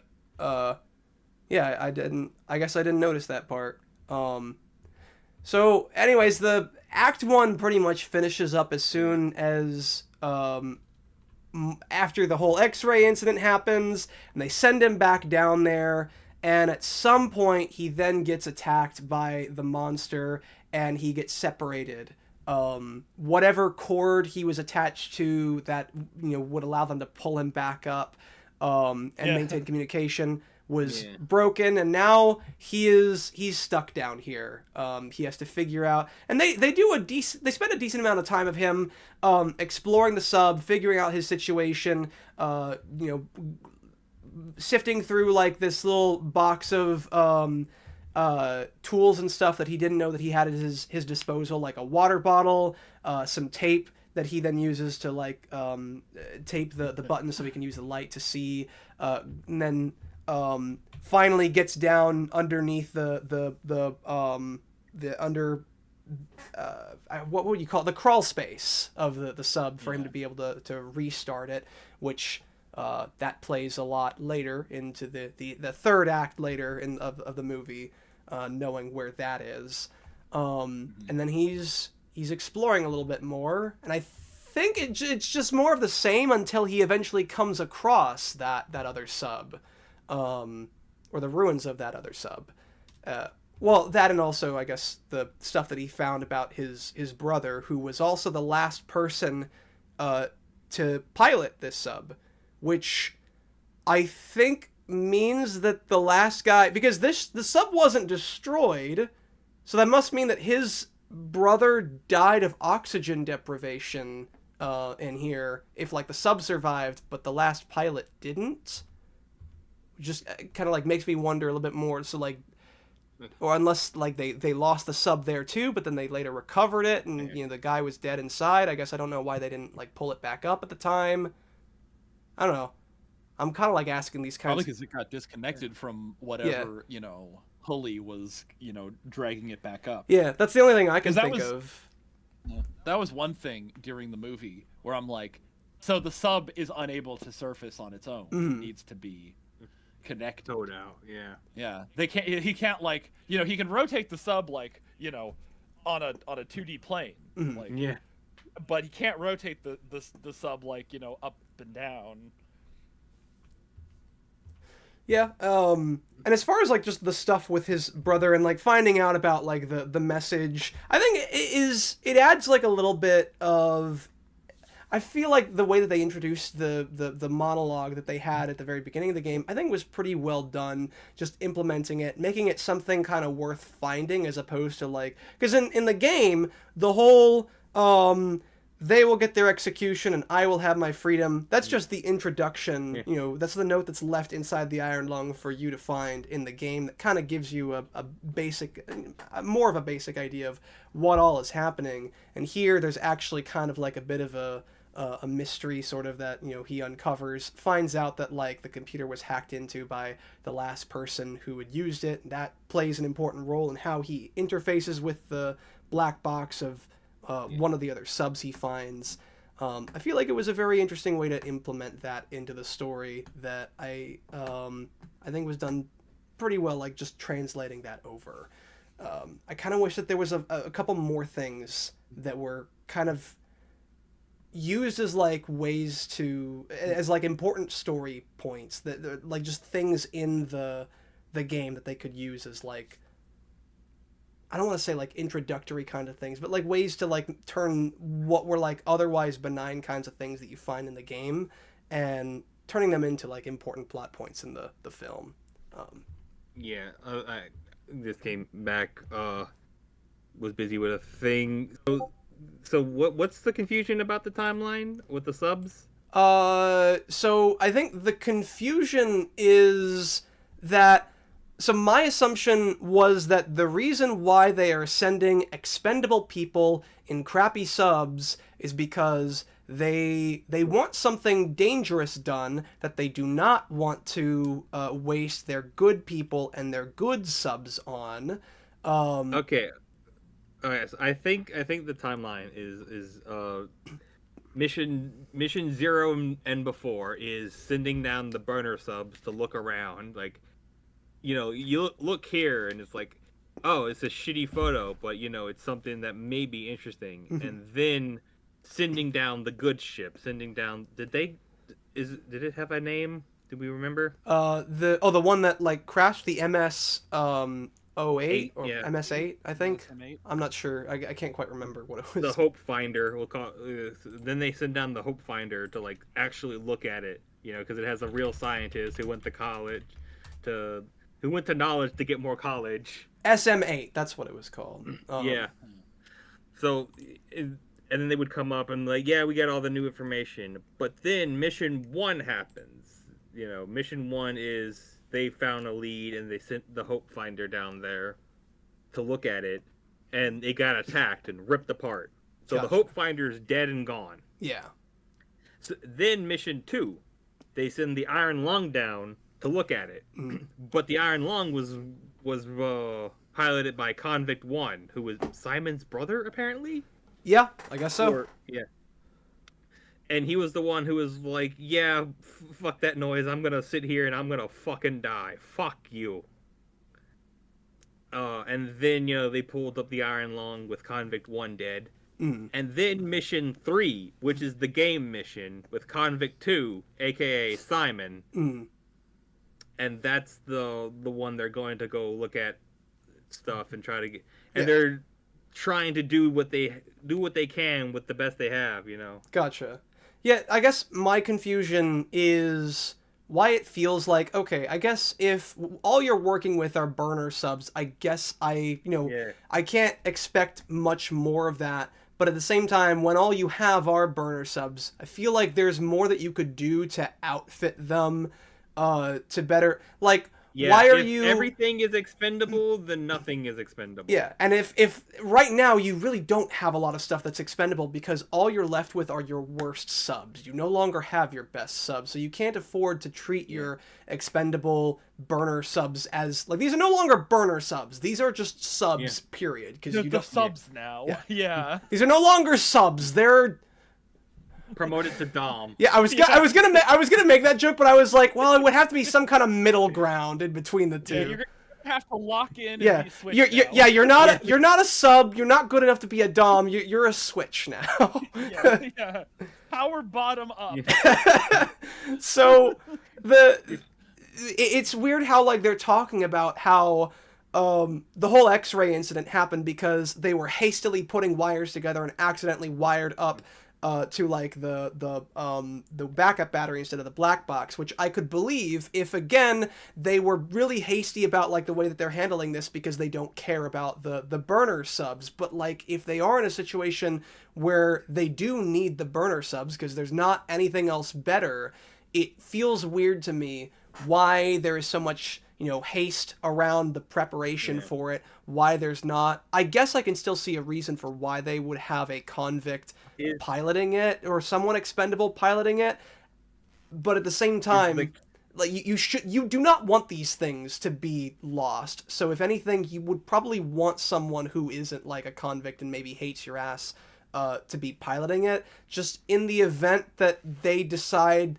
to just do their own thing and ruin one more sub just because they hate you. Again, that wouldn't be a... Is the camera a part of the original design, or is that because like are they making it to where they're making it to where it can survive and do the job better? But then isn't that what they're doing with the camera and the welding it shut? Yeah. I would assume that like the camera is like it would have to be a standard part of the sub, because I don't know how else they would see through, like if the implication is that like there's no other way for them to see through except with like X-rays. Well, you have to remember, first they're going down deeper than they're supposed to, so they have to close the porthole, which they could have just looked out of to look at things. And they are also additionally just welding everything shut. Well, yeah, but like the thing is that even if like the porthole didn't need to be closed, if they look out a window, what all they're gonna see, like it's blood. It's not like it is significantly thicker and darker than water, and it's probably not nearly gonna be as easy to see through. Like even if you had brights on, that kind of stuff.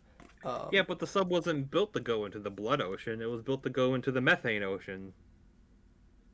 Which I don't know if methane is... if you can see through methane. The point is... that what it was? Was? The point is that... gas?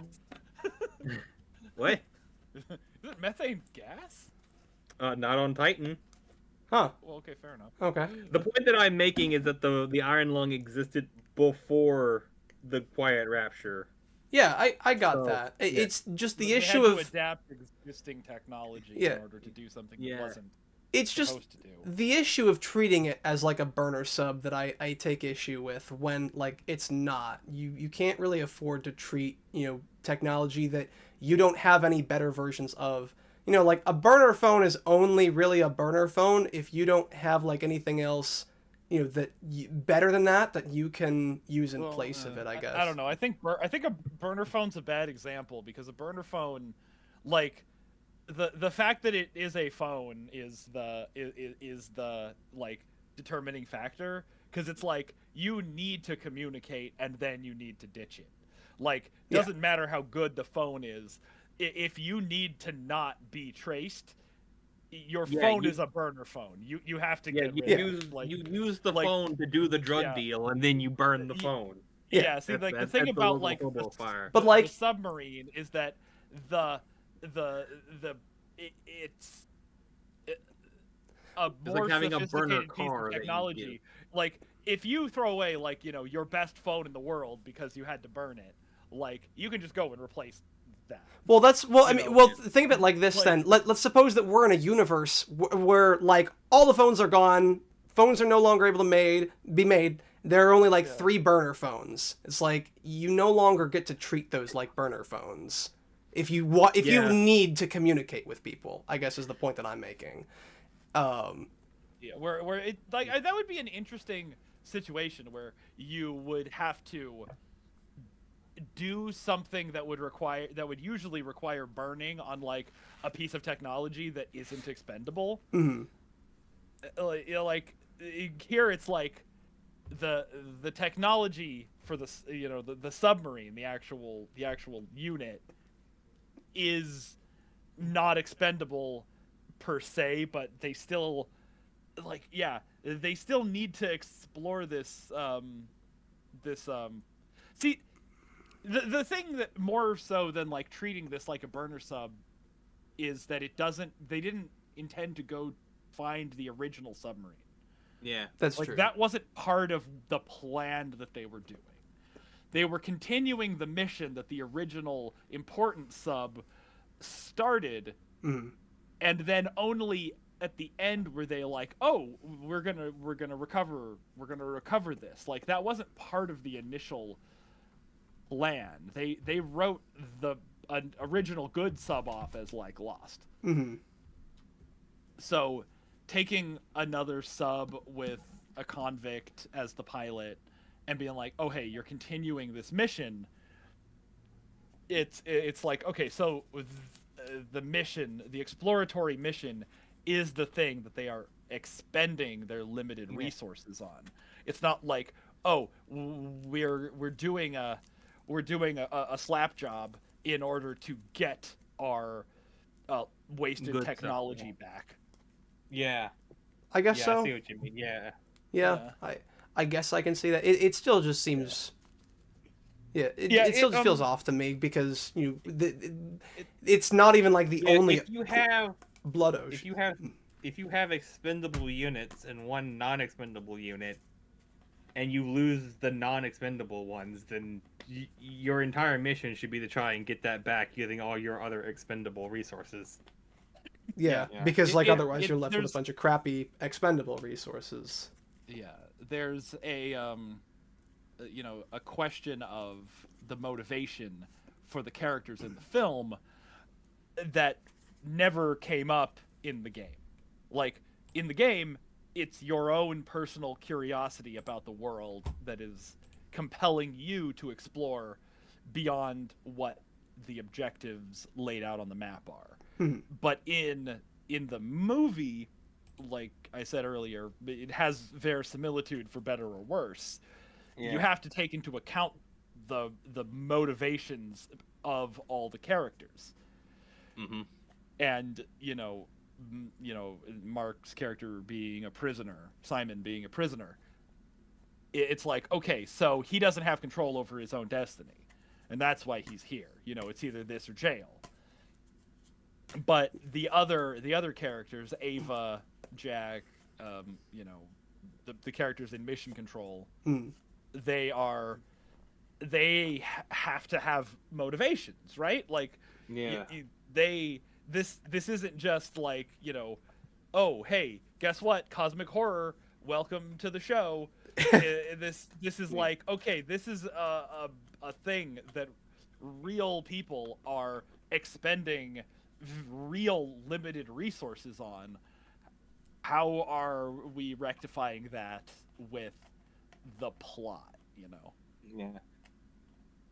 Yeah. You could say it's them being egotistical, like, oh, we lost our good sub, fucking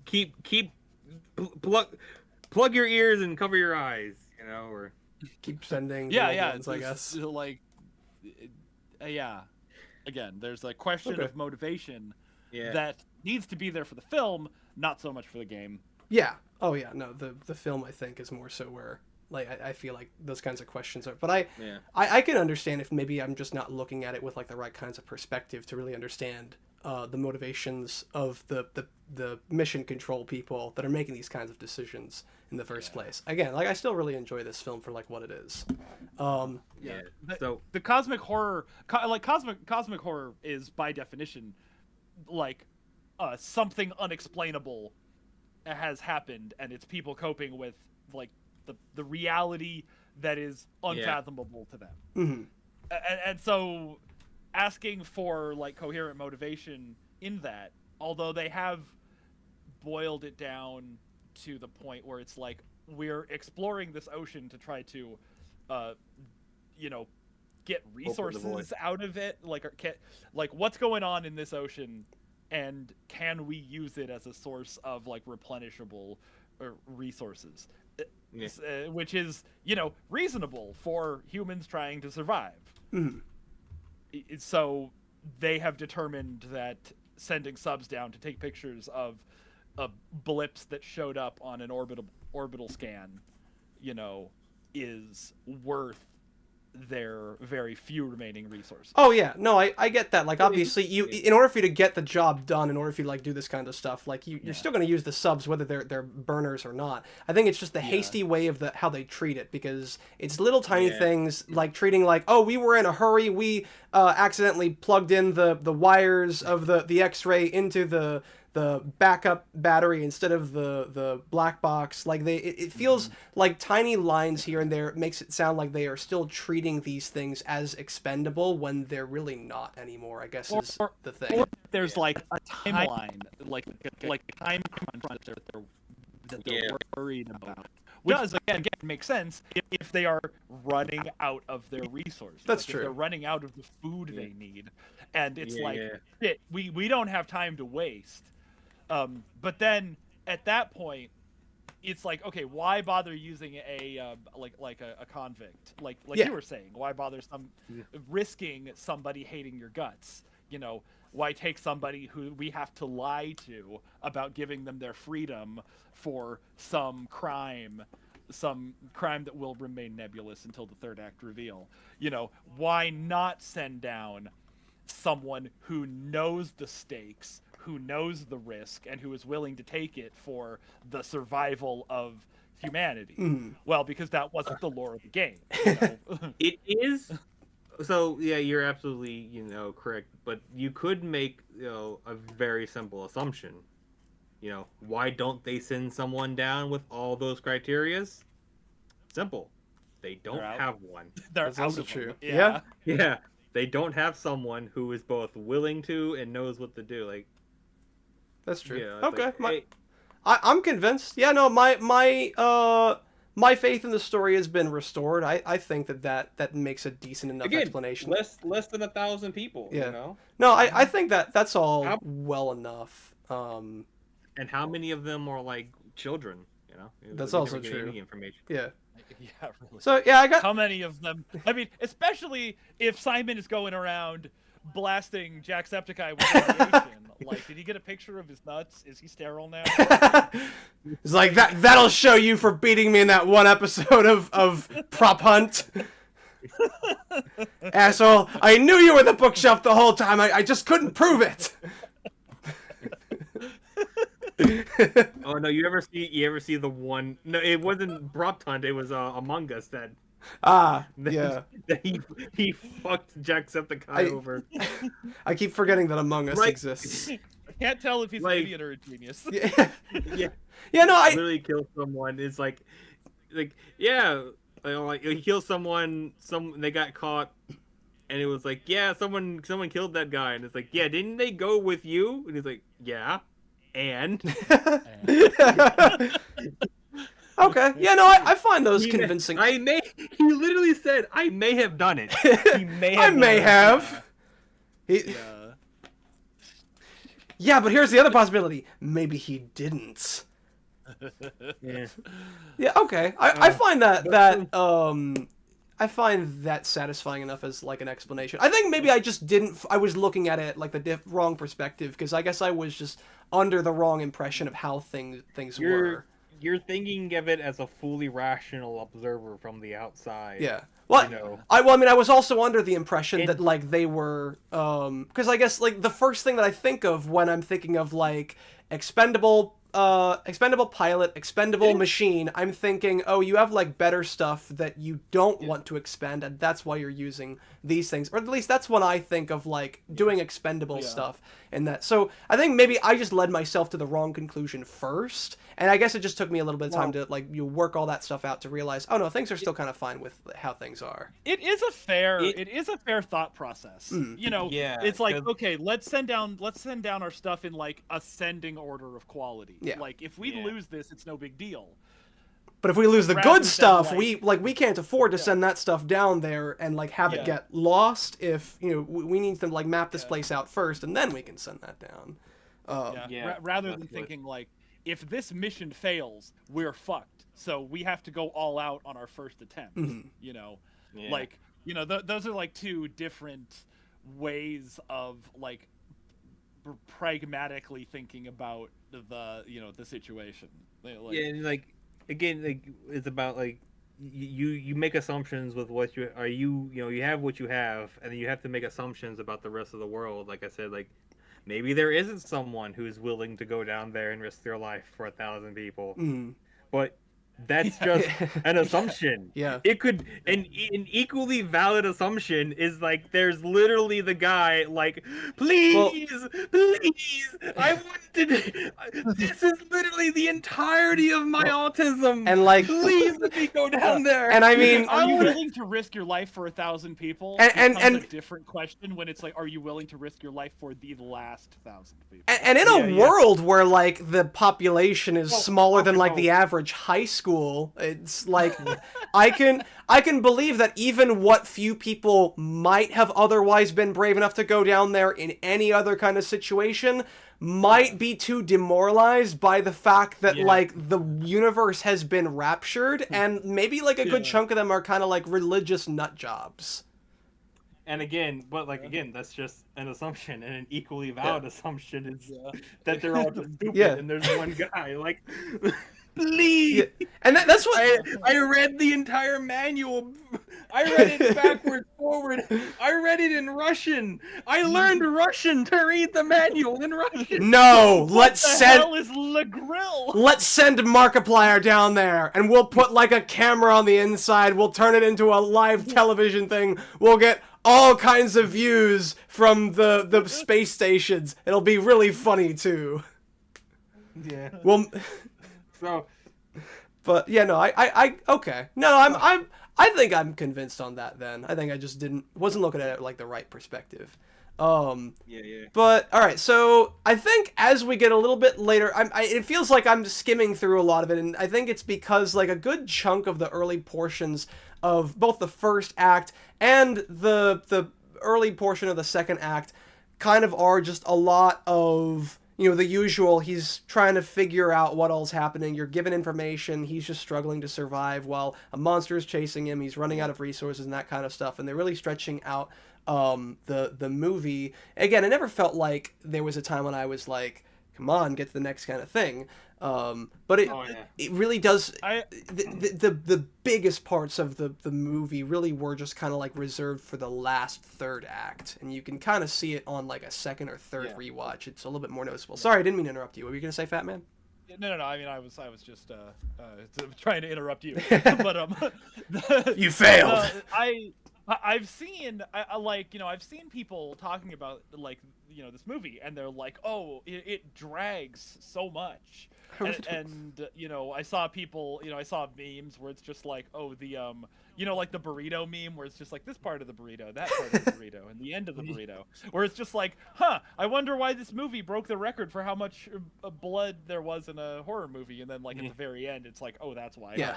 But I never felt like it dragged at all. No, there were points where it was dead silent, there was no dialogue being said.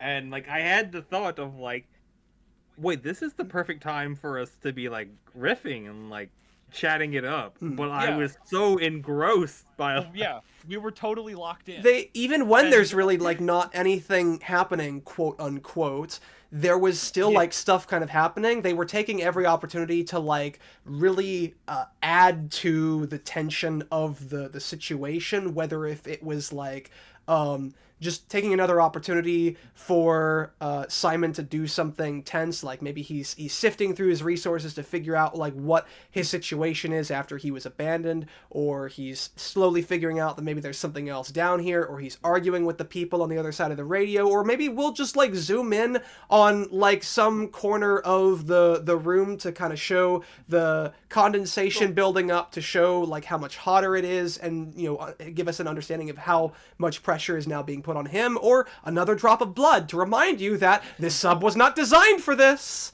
Every single scene still does something, even if it's small. It doesn't, even as much as I feel like there is more stuff that they could be doing, I never feel like they're doing nothing.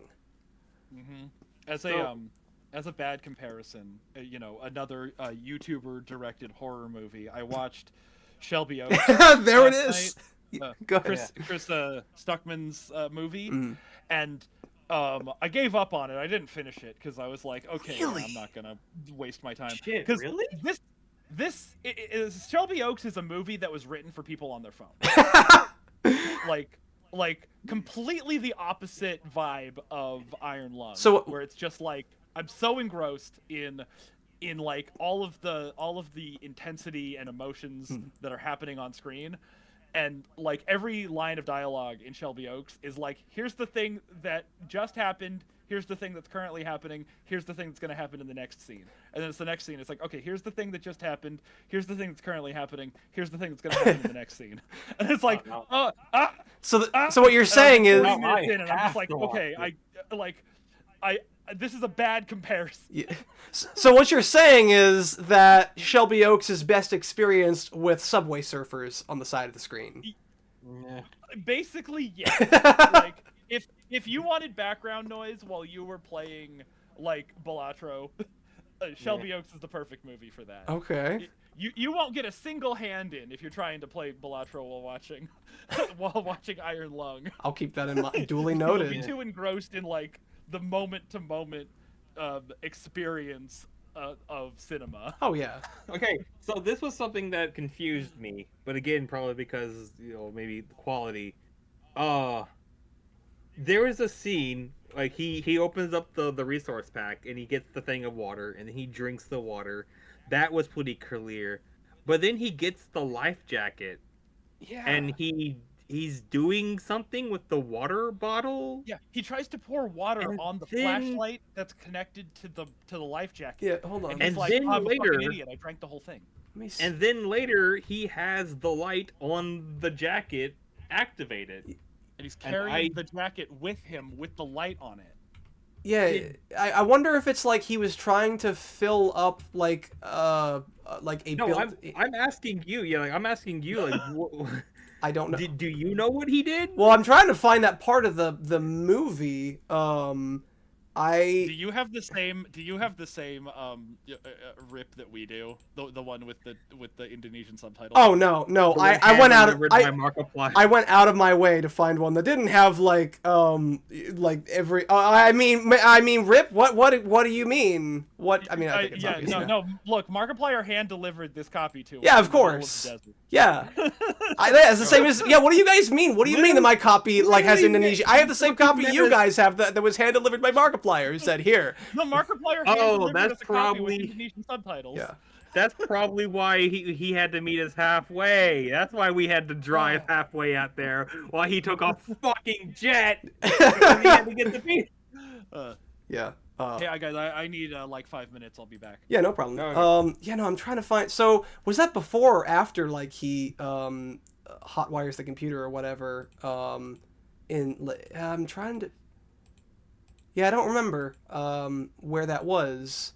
Because then he gets like a message from the other sub, quote unquote.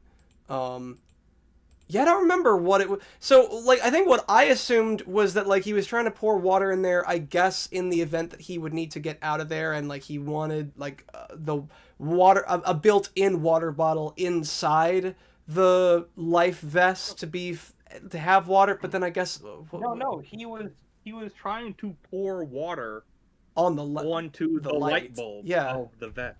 I don't know. Yeah, I'm not sure.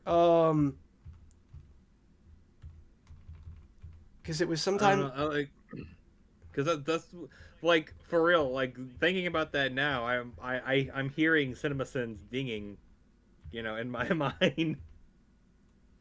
You ever watch a movie and you just hear CinemaSins ding? It's like sometimes, I guess. Yeah, I don't. I'd have to like find where in the movie that happened. Just at the event that like something. I'm just gonna like pull up like an entirely different.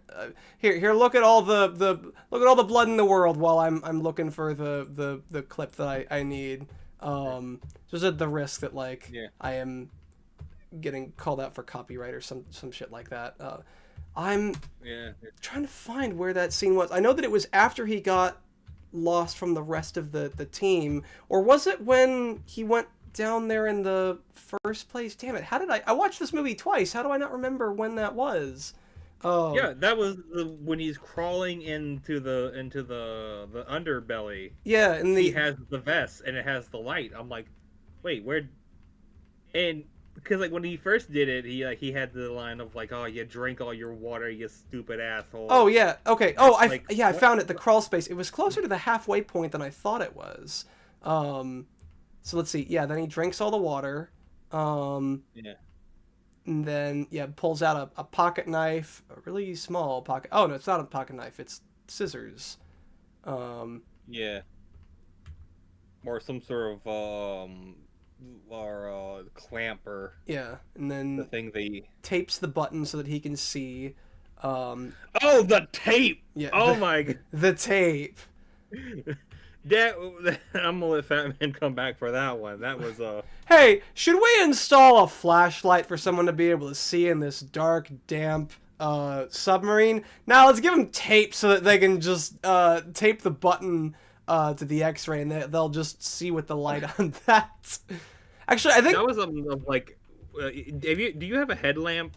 Do you have like a little thing that you just put on like a headband and it's a flashlight built in? I used to, but I like for camping. Well, back when my family did camping and stuff like that.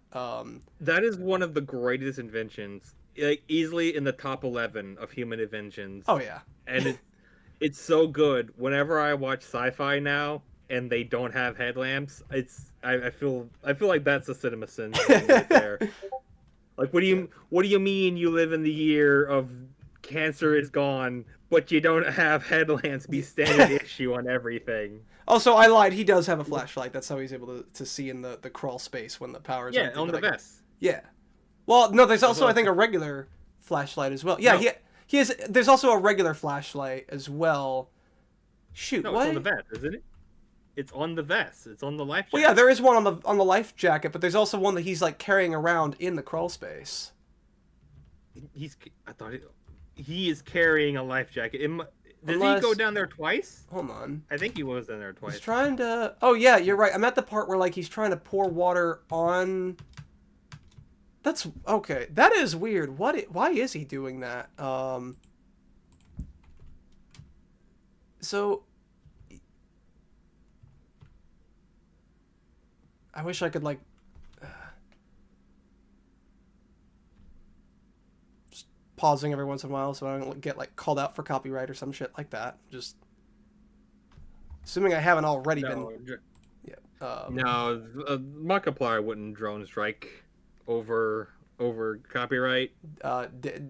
David Szymanski might. I don't know.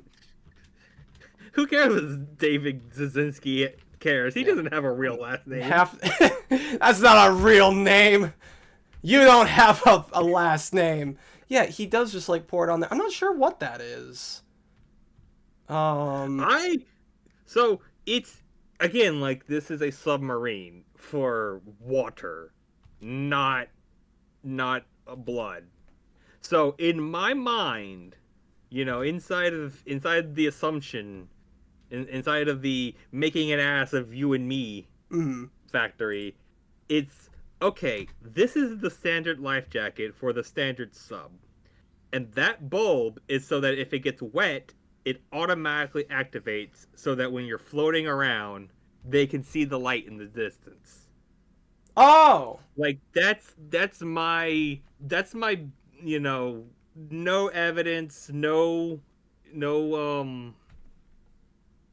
also they did in the cheat update of Iron Lung the game, there is a thing where they give you a flashlight on a vest. Oh, like that's a thing. Well, yeah, no, I think that they made a couple updates to the game to like match how it was in the movie, because like there wasn't a speaker in the movie, and like I think they added that in later. They did that specifically because Markiplier swears up and down there's a speaker. He was like, no, there's no, you're just stupid. Yeah. You're just crazy. You're crazy, Mark. You're crazy. Speaking of being crazy, am I crazy? Because I could have swore, okay, is he carrying around a flashlight, or is he just carrying around the vest that he figured out how to turn on? Because I could have swore that there was just like a tiny little flashlight that was also in there somewhere, and he just had to like sift around a little bit more for it. I'm not sure.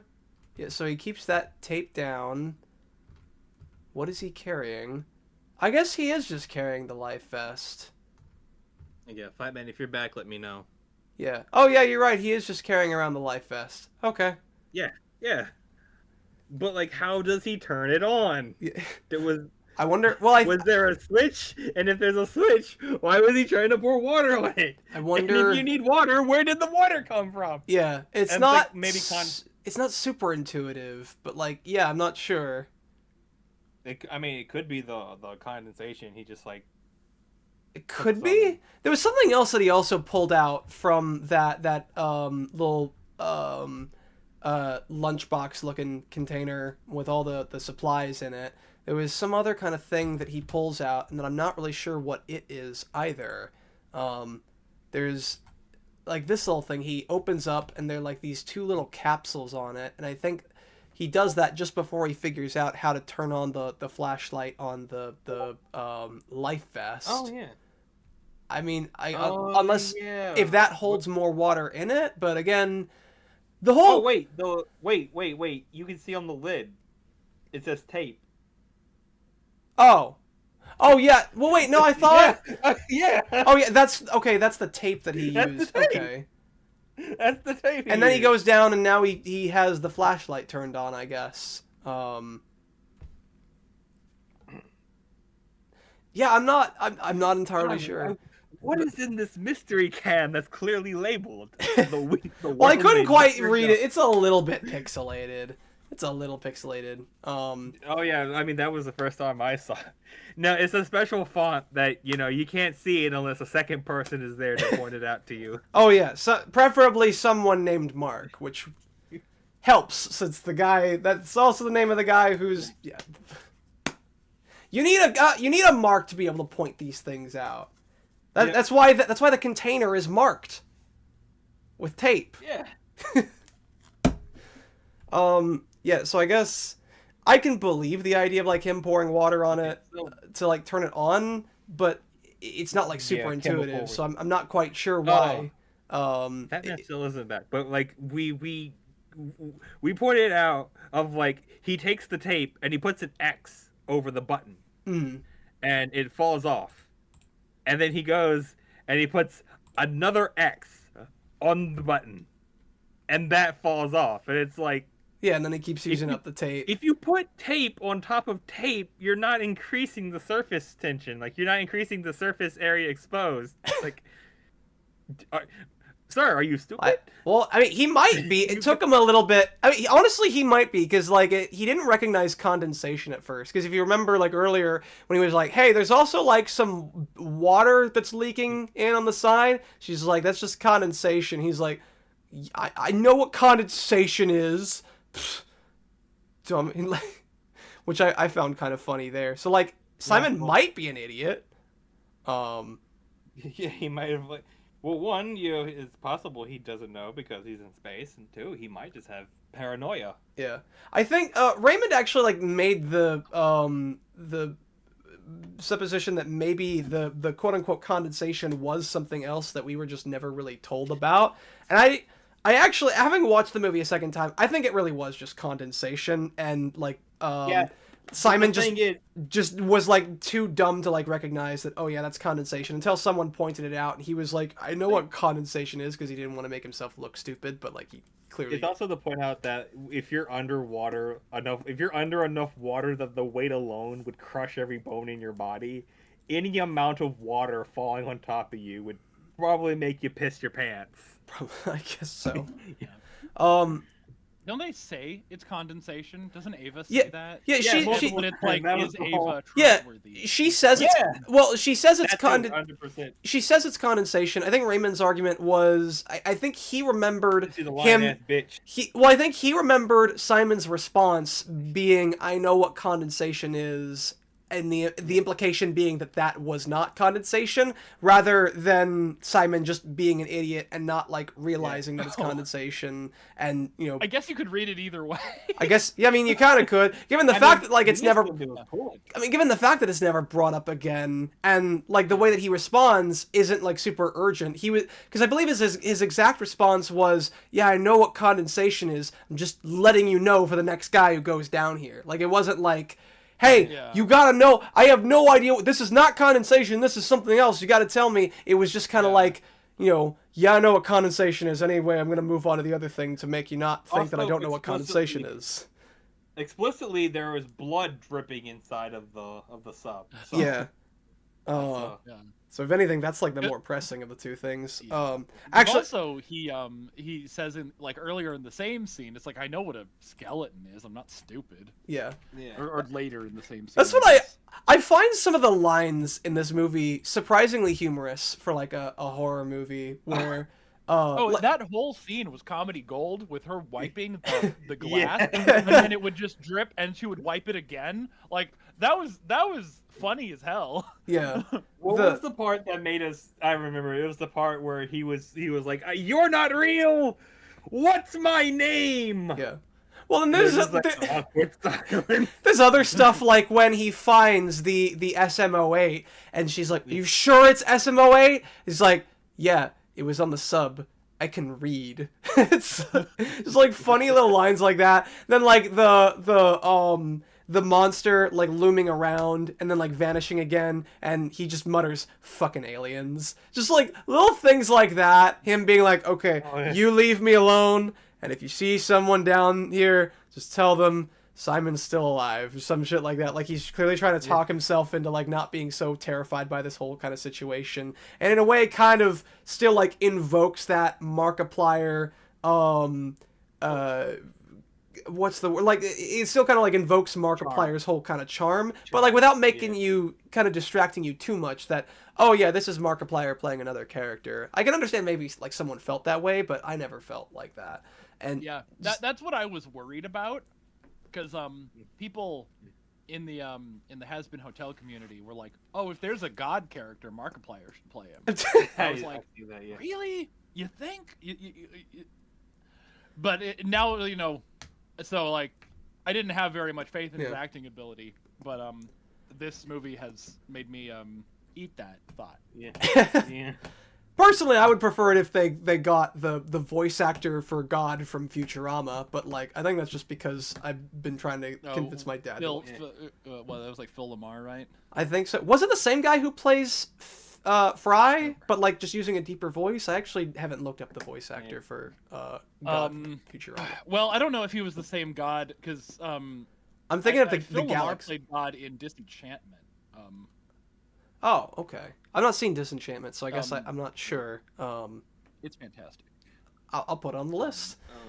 One thing I was actually gonna bring up while you were gone because I wasn't sure how. Yeah, long no, you're right. Huh? Oh, it is the same guy? Yeah, no, you're right. Billy West does play the God entity from Futurama. Okay. But Phil Lamar plays the God entity from Disenchantment. Gotcha.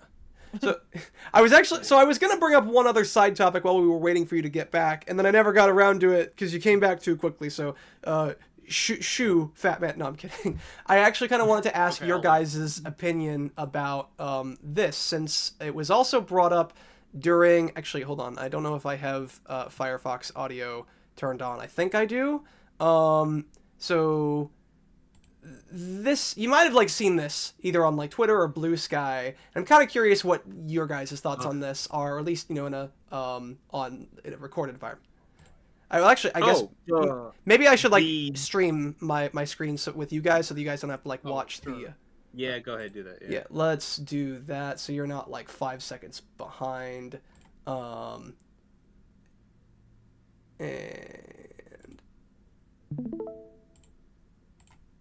There we go.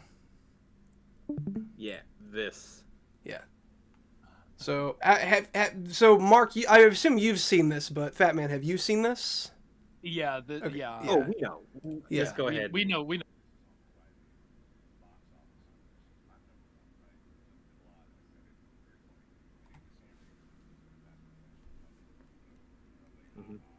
Ever so humble.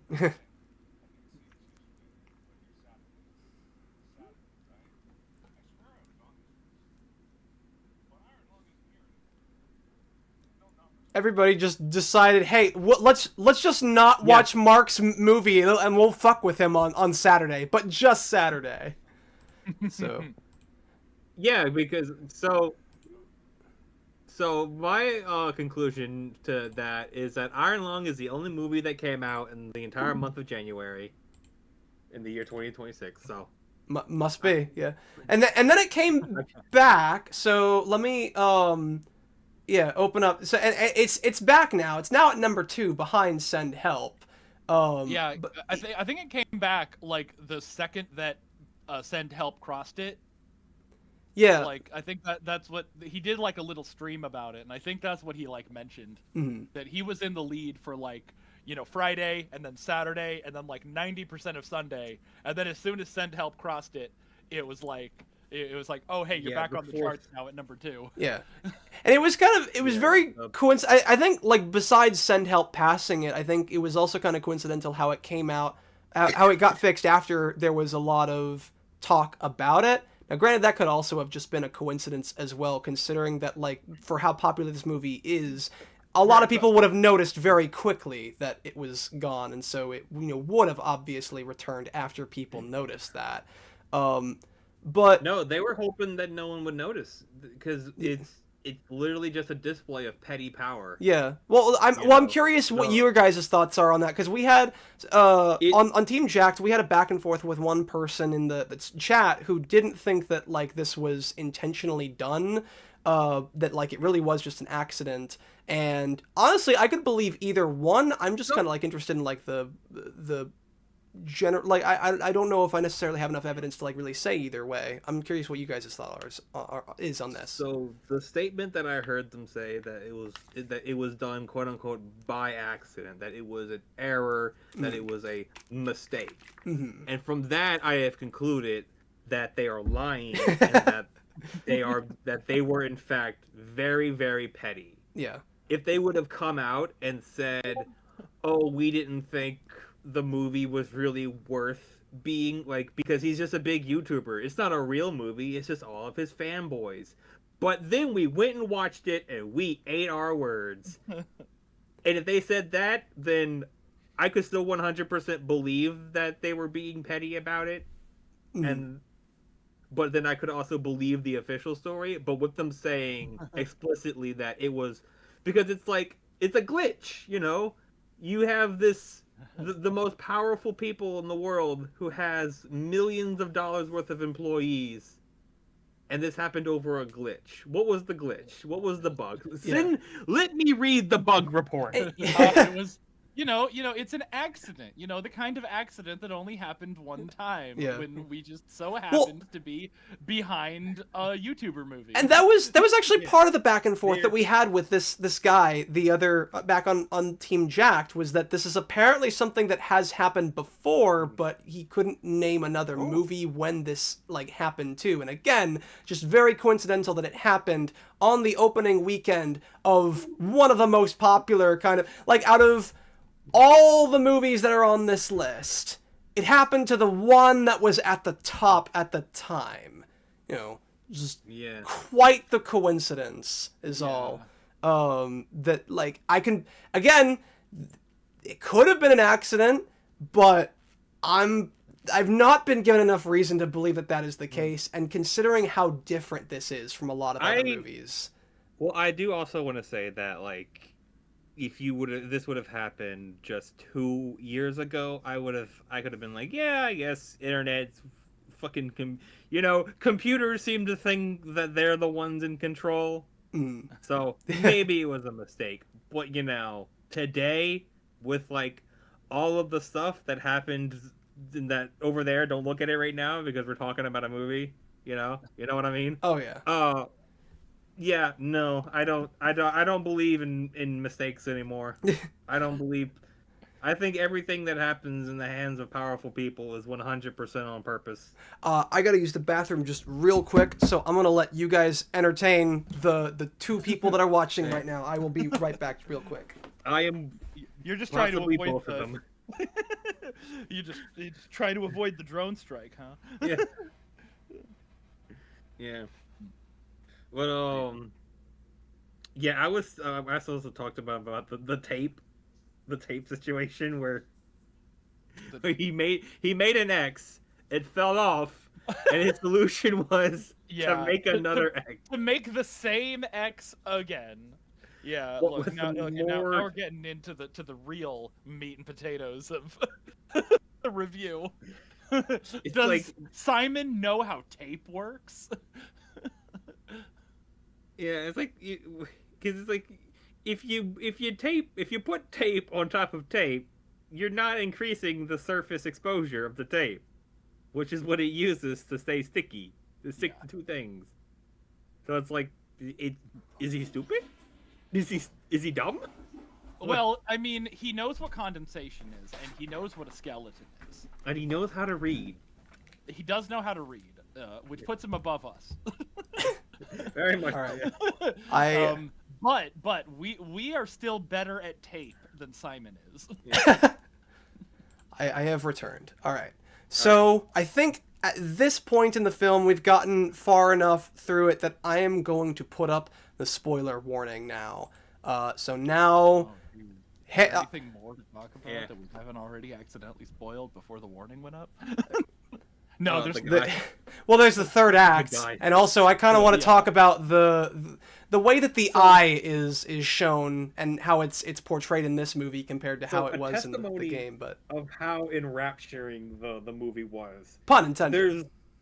There's the scene where Mark turns the corner and there's a guy just in the sub. So yeah. In our reaction, in which was at the Big Bone Theater, we had the bit of there's another guy in the theater with us. We're completely alone except for one other guy in the back eating unpopped popcorn one at a time.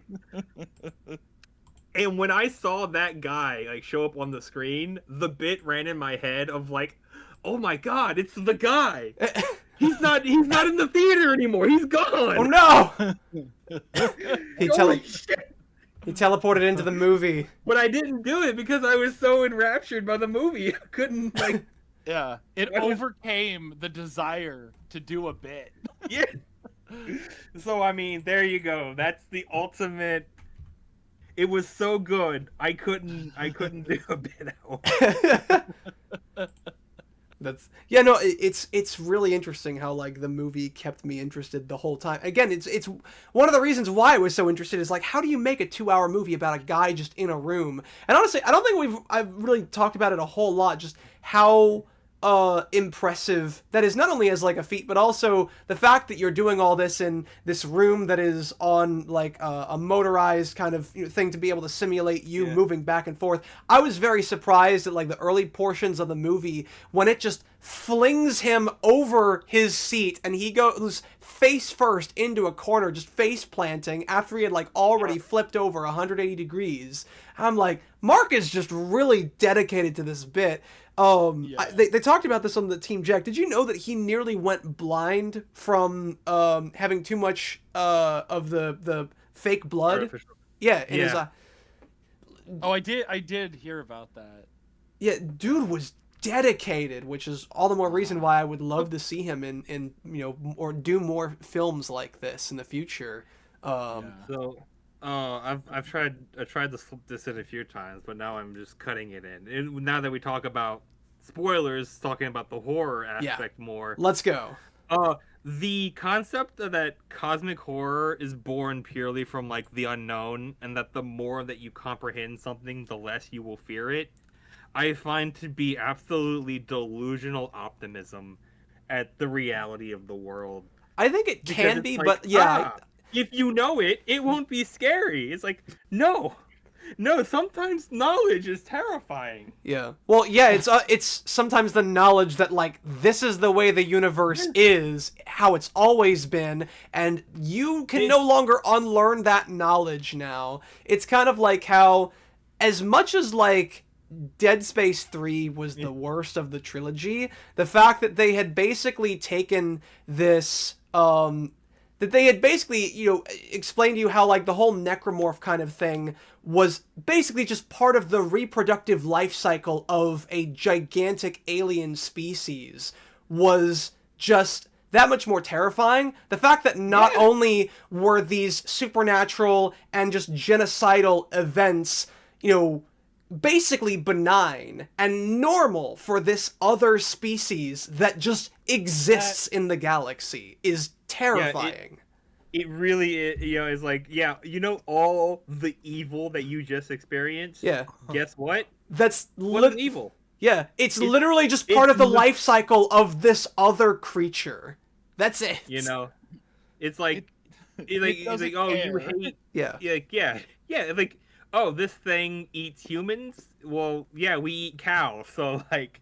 Now, granted, I would argue... and because here's the thing, I both agree with you and I disagree with you, because I think that the unknown can also be, like, very good... Oh, no, absolutely. The unknown is fucking terrifying. But, like, the key word is, it can be horrifying, but it is not the only thing that is horrifying about cosmic horror. That's because if that were not the case, if like knowing things was really what was most terrifying about cosmic horror, Dead Space 3 would be the only one that's scary, because in Dead Space 1 and 2 you still don't fully know how like these guys work. Both are terrifying. Granted, I think the first two games are still better, but like for entirely different reasons than that much. But because pushing the buttons is more fun. Yeah, you're absolutely right though. Is that like there's a sketch that's it's either SMBC or LLR or LRR, where they were like, oh yeah, it turns out a giant squid monster actually super easy to comprehend. Yeah, it's like, you're supposed to gaze upon Cthulhu and just lose your mind. It's like, no, that didn't happen to like anybody. We all still have to go to work. Yeah. We're just gonna leave that little bit out. Yeah, no, this isn't. No, Cthulhu just works like how he does in that one episode of South Park, right? He's just a giant Godzilla monster. Yeah, that's all that is. Yeah, nothing else. Yeah, and that reminded me of the bit of in cosmic, in Lovecraftian horror specifically, the universe is the dream of one like ancient deity or something. Yeah. And I was talking about that's actually kind of super lame to think that our reality is just superimposed from a separate reality where some guy is just gonna wake up one day and have to go to work. Yeah. Isn't Like, that the last thing you hear is like the what is it, like the Samsung alarm that and then Oh and no, then the universe is world gonna end. blinks out of his I mean, isn't that canon to the Elder Scrolls universe? Like, isn't that a thing in that? If it is, In Elder it's Scrolls? equally lame there. Yeah, no, I'm not saying it's I know. not. I'm just saying, like, I'm trying to think of like. part of like Hmm. Anyway, so yeah. huh? I thought you were gonna say Well, it's that like because another way to it is like the universe is the imagination of a divine being, but then that's just the same as the universe itself is a divine being unto itself, and it's like you're just shuffling your chairs around, my dude. You just yeah. you know, Bottom. just give me the power to shoot lightning out of my hands already. Yeah. Bottom line is, cosmic horror can be horrifying whether or not it is mysterious. Yeah. The point is that like Yeah, the knowledge is power Yeah. and scary. yeah, as shit. knowing how the cosmos works and knowing that because it is on a cosmic scale, you can do nothing to change it. Your species can do nothing to change it. Even if you all work together to try to change it for thousands of years, that this is just nature itself. That is horrifying if the nature is something that is also horrifying. It is entirely physically possible to build a nuclear bomb with a budget of under $700. Fun You're fact. telling me Good night, everyone. that it's you're telling me that instead of the $3 million Markiplier spent on this movie, he could have built whatever 3 million divided by 700 nuclear bombs is. Let's do the calculations. Yeah, let's. Not gonna do that math. Not gonna do that math in my head. Yeah. But you know, that's like that is something that we talked about in our reaction. Is like, you know, this because like I think I said this movie doesn't look like a $3 million movie. Mm. But then I like immediately backpedaled and said, well, okay, maybe $300 million movies just look stupid. Yeah, Like, that's also true. Is that you know? a lot, and that's probably like feels one more reason why it being removed from those box office numbers feels deliberate. Is that like you have a movie that is both independently developed, you know, is done on a fairly low budget compared to other films, and also has a lot of very minimalistic kind of directing, and like shot to the number one. I can absolutely imagine a number of filmmakers being very envious of that when, like, in today's film market, so many filmmakers are focused more so on let's throw as much money as it is possible. More money means more quality, right? And yet we have so many bad movies these days. Yeah. Send Help cost $40 million. Yes. And it made $28 million. Iron Lung cost $3 million and made $27 million. Yeah. It's crazy. Yeah. Oh, and also that number is 4,285, and about 4,285 and a half. So Okay. 4,285 and 3/4, I guess. So. And how many nuclear bombs does it take to destroy the entire surface of Earth? Let's find out. That's the thing. Like the thing is like if they did make the nuke, the $700 nuke, it wouldn't be enough to like blow up a city, but it sure as fuck would be enough to ruin your day if your neighbor did it. Let's see. Well, according to the AI overview, which as we all know is totally reliable, but I'm too lazy to look at any of the other links, it would take fewer than 100 to cause a worldwide nuclear winter. So. Yeah. Yeah, wow. So Markiplier could have made like 40 nuclear winters. Instead, he made this movie. Man, the people Damn. of Mojave would have really loved that. I'm so disappointed. We could have turned the world into Soma. Instead, we made a movie about Iron Lung. Goddamn. Yeah. So let's talk a little bit about the first big hallucination of the movie.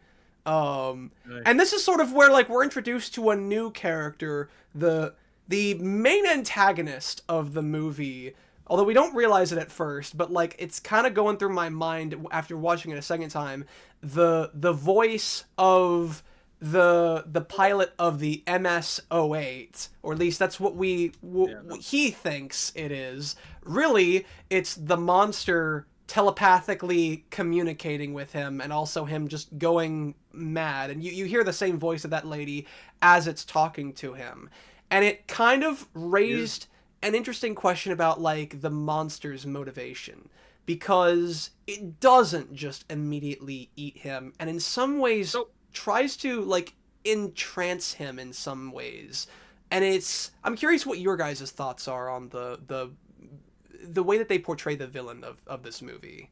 So, okay, my thought is, like, you know, you're saying it's psychically communicated to him, and to that I say, what? What do you mean, what? When did that... What do you mean, what? That's like the whole third act of the movie, where, like, it's talking to him about, like, through the same voice of the lady who he hallucinated. I thought he was hallucinating. I didn't think it was the fish. I didn't know oceans of blood. That I can accept. But, like, psychic fish? Nah, I'm out of here. No psychic fish. No psychic fish. I guess that was the reading that I got. Let me try to find. I want to say I took note of, like, some of the lines that it made, or that it had. Yeah, like, it's trying. There was at one point where, like, it was trying to convince him to, like, crash the ship. Yeah. Well, not necessarily crash the ship, but, like, also just kind of, like, give up on, like, trying to return the black box.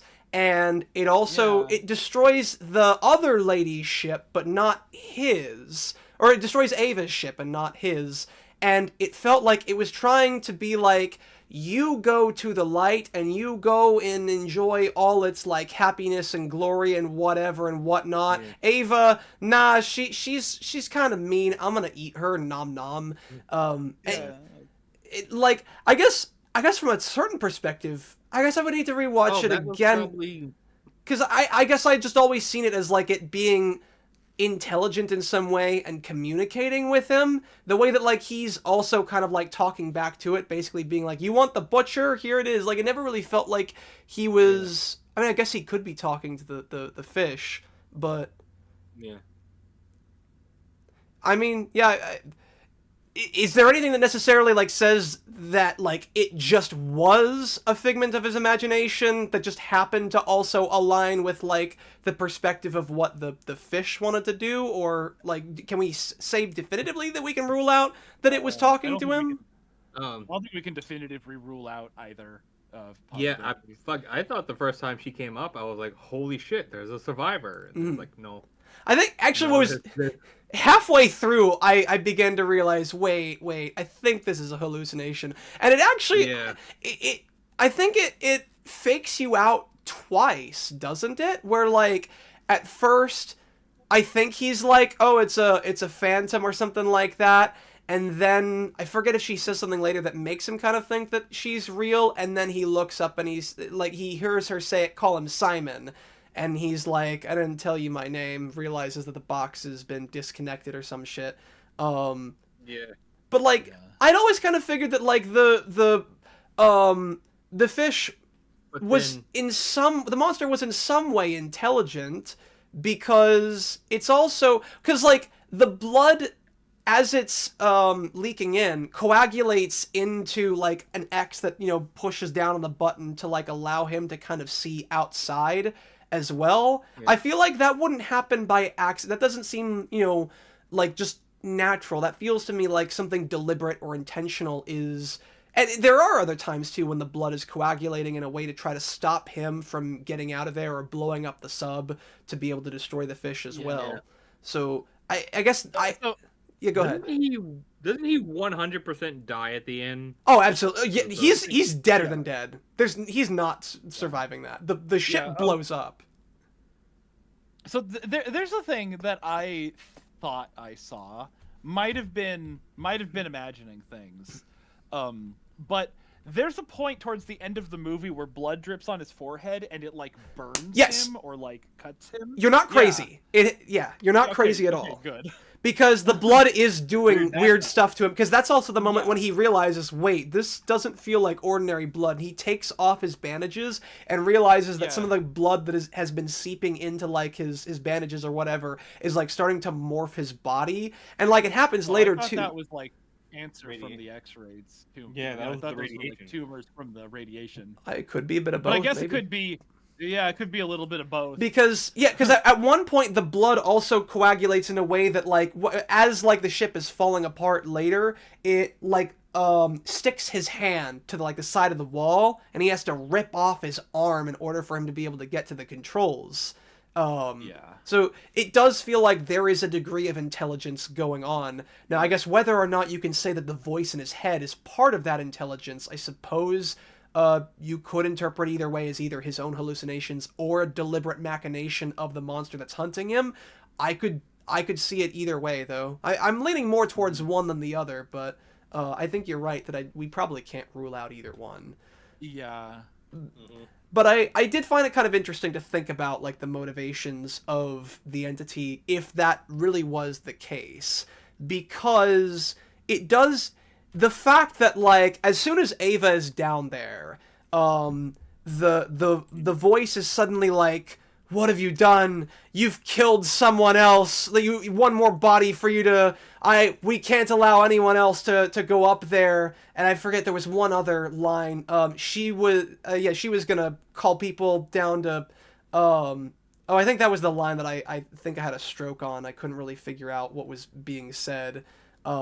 She was gonna call people down here and just to leave you to die, and it was at that moment then the monster ate her sub, and it felt like it almost favored Simon to a degree, like that so long as he just didn't return with information about the veil, the light that he saw down there, then it was fine. And like it was almost, and this is why I kind of wonder, this is part of like I guess the theory crafting, is if the veil itself was some kind of portal to an afterlife where everyone else kind of went to, and it was in some way fine with him doing that under the knowledge that he would not return to give that information to anyone else, and also has to kill like anyone else with the capacity to go back up there, so that's why it killed Ava. But obviously like none of this is really confirmed, but it was just kind of interesting to think about how it felt hesitant to kill Simon until the very end, but it wasn't hesitant to kill Ava the moment that she went down there. And it's one of the kinds of things where like the mystery of it is kind of like, that's one aspect where I feel like the mystery and unanswered questions, or at least that unanswered question, kind of like adds a little bit to the experience of the film. I don't know if you guys have any thoughts on that. I might be interrupting you guys trying to get some word. Did you see Pluribus? Yes, I've seen it twice. I watched it with my dad. We just finished it the other night. All right, cool. Spoiler alert for that. You know, plug your ears for like, I don't know, a minute. Yeah. But like, so the first person who went down in the sub was Simon's brother, or one of the first people who went down in the sub. So, you know, this total ass pull. But what if people who die, like including all the people who died during the Quiet Rapture, end up in a hive mind as represented by the fish? Yeah. And so it's part of the hive mind is Simon's brother, who wants him to be okay, but also wants to punish. Oh, hello? Like, what if? We're here. You cut out for a bit. You cut out at punish. It also wants to punish. Oh. Yeah, like to punish Ava for lying to Simon and like sending him on a suicide mission. So like, if part of the fish wants like specifically Simon to be okay because his brother is one of the forces in this hive mind. Mm-hmm. That I mean, I don't know if I'm only thinking of that because, you know, of Pluribus, or just because it's talking to him with the voice of another dead person. you know, who was in a similar situation to Simon. So I could see a lot of sympathy for people, you know, who died on this blood ocean, sent them to the hive mind, and so the fish has a lot. So, of... like, do you think the blood ocean actually is, like, all the people, and like that's where their minds are now? They're just. It may like, not. Are you saying they actually got fucking Neon Genesis Evangelion? It may not be their blood specifically, since like we just went over that, like it's, you know, we got to get up the That's what I'm saying. Yeah, that's what I'm saying. Practicality of it. Is it specifically their blood, and their mind is also in the blood because Neon Genesis Evangelion? Yeah, I mean, like, the all got mind turned thing, into it the- could be, honestly. Because, like, if the whole point is that this is all a metaphor for, like, the actual rapture in Revelations, then it would mean that all the people who had been raptured are in heaven, and then the rest of the universe is hell on earth. So I would assume that, like, they would... I mean, if, like, the whole... I also wonder if, like, this is the hive, if there is a hive mind, the veil, as we're gonna call it, the light, which I am kind of glad that they brought that into the movie from the game, the big light that you find in that one other kind of part of the game, and how it is very obviously tied here in this movie directly to the quiet rapture or whatever caused it. And you have the voice in Simon's head talking a lot about it, about how, like, it's so great and amazing. I almost wonder if, like, that's the hive mind, if they're really, or, like, something, and, like, that's the reason why the fish isn't killing him right away, is because it wants him to go through the veil to join with whatever representation of heaven is, whether it's a hive mind or something else like that. So I've gotten reminded of something from my obsessions of Stargate. Stargate Atlantis. There's an episode where they go to a planet, they walk around, and there's like nothing there, and they're like, oh yeah, there's absolutely nothing here, I guess we'll just go home. And then someone was like, yeah, that planet is filled to the brim with energy. Like, the Stargate is pulling power from the surrounding air. Like, just, like, there's no fuel source for the gate. It's just getting powered by the planet. Mm-hmm. And there's a whole fuck ton of power here. Enough power to get back to Earth. And they're like, all right, well then we're gonna gate here, and we're gonna gate back to Earth. And they do exactly that. And everything is happy and joyful, and everything is cool in the neighborhood forever and ever. Until they realize that they're in a mass hallucination. Oh. That the alien life forms of the planet come out and say, yeah, we did it because the energy that you detected, yeah, that was us. And when you turned on the Stargate, you killed us. Oh. And yeah, they're like, well, why do you not do anything? And it's like, well, because letting people come and go is something that we're willing to... Because you kill like 2 or 3 guys when you do that. But going all the way back to Earth would kill millions of us. So we had to stop you. And it's like, is that could the blood ocean be kind of like that? Of like, there is the hive mind, and if they pulled resources out of the blood ocean to survive, they would be... That could be destroying the souls. Yeah, I mean, every drop of blood is like another part of this consciousness. It would explain how, like, the blood itself is also able to act as like an entity itself as well. If like it is somehow connected to the same will as, you know, whatever is controlling the fish and the blood, the veil, whatever else. It is all very interesting to think about. This is the stuff I'm fine with being a mystery, because it is the entertainment is in trying to think about the different kind of parts that they give you and trying to like piece them together. It's a lot of the stuff about like how the world itself works, like how the universe, how the solar system still survives without like any gravitational pulls and that kind of stuff is stuff that like we have questions on. I feel like they could do more to answer. But we don't know that the solar system has survived without gravitational pulls. That's true. Yeah, like I mean, also, you know, with the point made that the planets are gone too. Like, what even represents the solar system besides maybe the asteroid belt and potentially Pluto? I don't I know. forgot if I got that out earlier. Like, did Pluto disappear too? Nah, Pluto's fine. Yeah, like I just imagine that like Pluto it just like cries a singular tear because it wasn't even worth rapturing. Yeah. It's like, Well, wait, nah, you weren't even it good was enough. only inhabited planets. Wouldn't Jupiter still be there? No, I think I'm pretty sure it said all the think planets, all the stars, and all the yeah. All the inhabited planets. I don't remember them. I specifying remember- inhabited planets. I remember them specifying inhabited Let's see. planets. Iron Lung opening monologue, because I could have swore that it said all planets and all the stars. Let's see. God damn.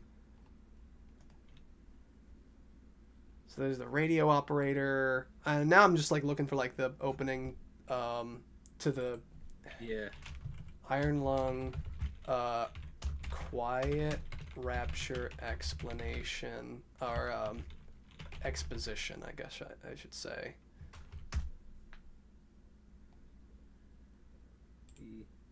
Where all stars and inhabitable planets instantly vanished. Perspective suddenly. Oh, well, damn. So that was the AI. That was the AI. So Radio you know, contact with our respective planets was suddenly cut. Nobody can recall having visual contact with any planets when the incident occurred, or experiencing any other unusual phenomena, so it's uncertain what exactly might have happened. Upon investigation, it was observed that independently by several stations that where there had previously been planets, any planets, nothing remained. Yeah, so, okay, let me read this again. So, upon investigation, it was observed independently by several stations that where there had previously been planets, period, nothing remained. Okay. Further investigation over the following months revealed that all known planets, with sentient life, flora and fauna, a habitable atmosphere, or any sort of natural resources were likewise gone, along with all known stars. The only celestial bodies that have been found since are either uninhabitable moons or asteroids. So it is all planets. Because if the only thing that are remaining are moons and asteroids, then obviously all planets are gone. Oh, inhabitable atmosphere or natural resources in the known universe. Oh, okay. Maybe that's... Well, yeah, it's saying that. Like, that's obviously, like, a big thing to... Wait a minute. Hang on. If there's no Jupiter, then how did Simon become more stupider? I was like, are you gonna make the joke? Are you gonna make... Yes, he's making the joke. God damn it, Mark. That's a major plot. Yeah, well, you forgot he can read still, so he's not totally stupider. I am so sorry to inform you, but there are many people who can read who are, in fact, the most stupidest. I don't believe you. I refuse to believe our society is that bad. The release of The Files has proven that significantly. Oh, God, are we talking about those now? Oh. Anything but the files. Anything but the files. Anyways, no, you gotta say it right. It's The Files, but not just The Files. It's the mystery of this is what makes it really cool and really fun, and why I will absolutely buy the shit out of a Blu-ray once it comes out here. Hell, especially if we get like a metal box, a metal case special edition Blu-ray. I'll pay extra if it comes with like the 3D printed popcorn bucket and stuff. I would totally buy a special edition Blu-ray of this movie, and I would watch it a couple times just to like theory craft around this, because it's mysteries about like this veil right here and this light and the way that the voice in his head talks about it, how it's almost both religious in the way that it talks about it, and in some ways just seductive in the way that like it tries to talk to him about, you know, going to it and abandoning his mission here and such. It's just interesting to think about the motivations behind that is all. I do still kind of wish that we had like more room for like the the humming monolith and some of the other temples down there. I almost kind of question if those are even canon in the movie, because if it really is that like the Blood Ocean is just the hive mind of all the people who got raptured into this veil, it does make me wonder, like, what were the temples there for? Were they somehow like built by people who knew that this event was happening? And I mean, it's still interesting to think about. I'm not saying that like that the fact that I don't know these things is a bad thing, but I do kind of wish that they went into that a little bit is all. But it's still very interesting either way. So third act. Well, honestly, I think just a lot of stuff about like I guess let's also talk about the eye. So, because I know that they portrayed it very differently from how they did. If I can actually, I think I just passed it. Fatman posted a picture of it with. Yeah. So. Just ignore the Indonesian subtitle. Yeah. Here's one without the intended viewing experience. I definitely need to watch the movie one more time with English subtitles at least. So. Yeah. Yeah. Me too. Yeah. So if one of y'all get the Blu-ray, or maybe I'll pick up the Blu-ray. Yeah. Oh, absolutely. I'm picking up that Blu-ray for sure. As soon as, and from what I've heard, it has been confirmed it's going to come to streaming services, and it will also come out on Blu-ray as well. Okay. When that's going to happen, I have no idea, but it's going to happen. Probably once it's no longer in theaters, because I'm sure he wants to ride that box off.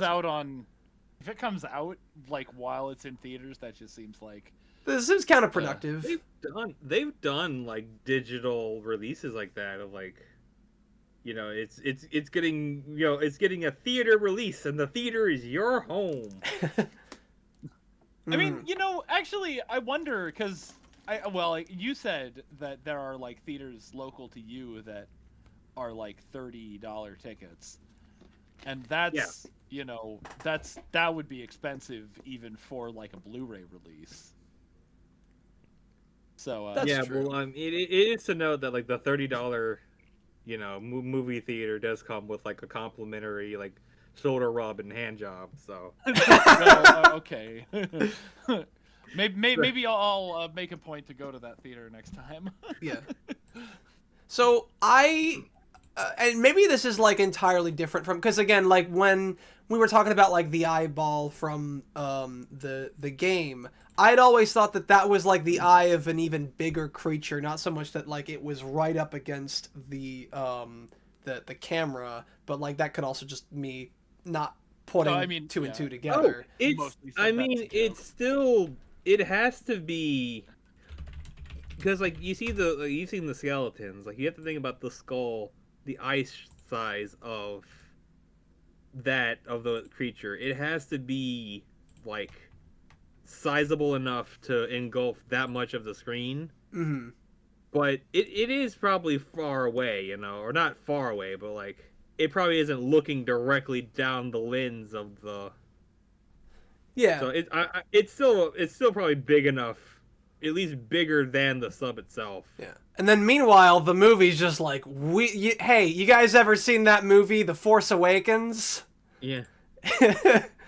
And like I wonder, like it also kind of, it's probably not even just an eye. It could also like be, because it also, with a lot of the theories talking about like the comparisons with like Revelations and such, it looks a lot like that tapestry of the big swirling clouds of angels or whatever, which I mean could just be one little extra like hint of people being like the filmmakers being like, filmmaker, this is what we're trying to like nudge people towards, that this is the metaphor that this is for. If I can find like the painting of some kind. I think, Mark, I know you've seen it because it was in that video that we both watched. Yeah. Let's see. Or painting. Can I find it? I don't think I can. Or at least not like right away. Anyways, so I find a lot of like the imagery here and there like really cool. And the fact that like this is still something being hallucinated, it does kind of make me wonder if like this is still something. Is this a hallucination of his, or is it like something that the that is being deliberately shown to him by whatever entity controls these monsters and controls the blood ocean, kind of. And what all does that necessarily mean? Is the giant eye supposed to be represented of like the eye of that entity, or is it actually like the gate? This is the passageway to heaven, and the reason why everything looks so shit is because like the universe has basically been raptured and everything else is hell. It's still just very interesting to think about. I don't know if you guys have any other thoughts on it because I don't want to like be the only one talking. If you guys have any other thoughts. Sorry, I'm just... a thought that I have is we've sat here and we've come up with a bunch of ideas. And a thought that I have is the idea of well, first of all, I want to say, like, next year we're going to be here talking about the other 7 YouTuber movies that came out that are all complete ass, but have like 7 every big. Yeah, I'm sure they're going to make at least 7. I mean, think of every single YouTuber that they're probably going to try and get a movie out of this. KSI is probably going to have a movie. I can't think of it. Oh, that guy who sucks at Elden Ring. Is that also KSI? Are you Darkside Phil? Yeah. Which one are you talking about? The guy who was so terrible they made a cartoon of like. Oh, I was gonna say Synthetic Man, but like he would not. Yeah. He would not. He's too lazy to make a cartoon. No, someone else made a cartoon of him. Watch the Darkside Phil movie. That's the guy that got caught jerking it, right? The Darkside Phil movie isn't even a movie. It's just Darkside Phil basically saying, "Give me money for 2 hours," or he's begging the theater to just be like, "Hey, go back to the front and like give them more money and just tell them to give it to me." Oh, K Sednet. K Sednat. Oh, K Sednat. Casenet, yeah, that guy. He's going to get a movie. Casenet. The name sounds familiar. I'm not. Oh, Flashgate made a card. Really? He's getting a what movie could he possibly be making? I don't know. They haven't offered it to him yet, but he's gonna get one. Oh, that's the joke. They're gonna. Hollywood is going to be throwing money at YouTubers now. I guess so, because Hollywood can't figure out what makes a good movie. It's always like more money, more things that people can point their finger and go at. I remember that thing. It's YouTubers. It's never just. They're just gonna try and find a YouTuber who's willing to like sell their soul for a couple $1 million, kind of like me. Hollywood, please. I'm begging you. I'll make a movie. I'll make a movie out of whatever you have the right. You remember Angel Engine? I can do it better. I'm serious.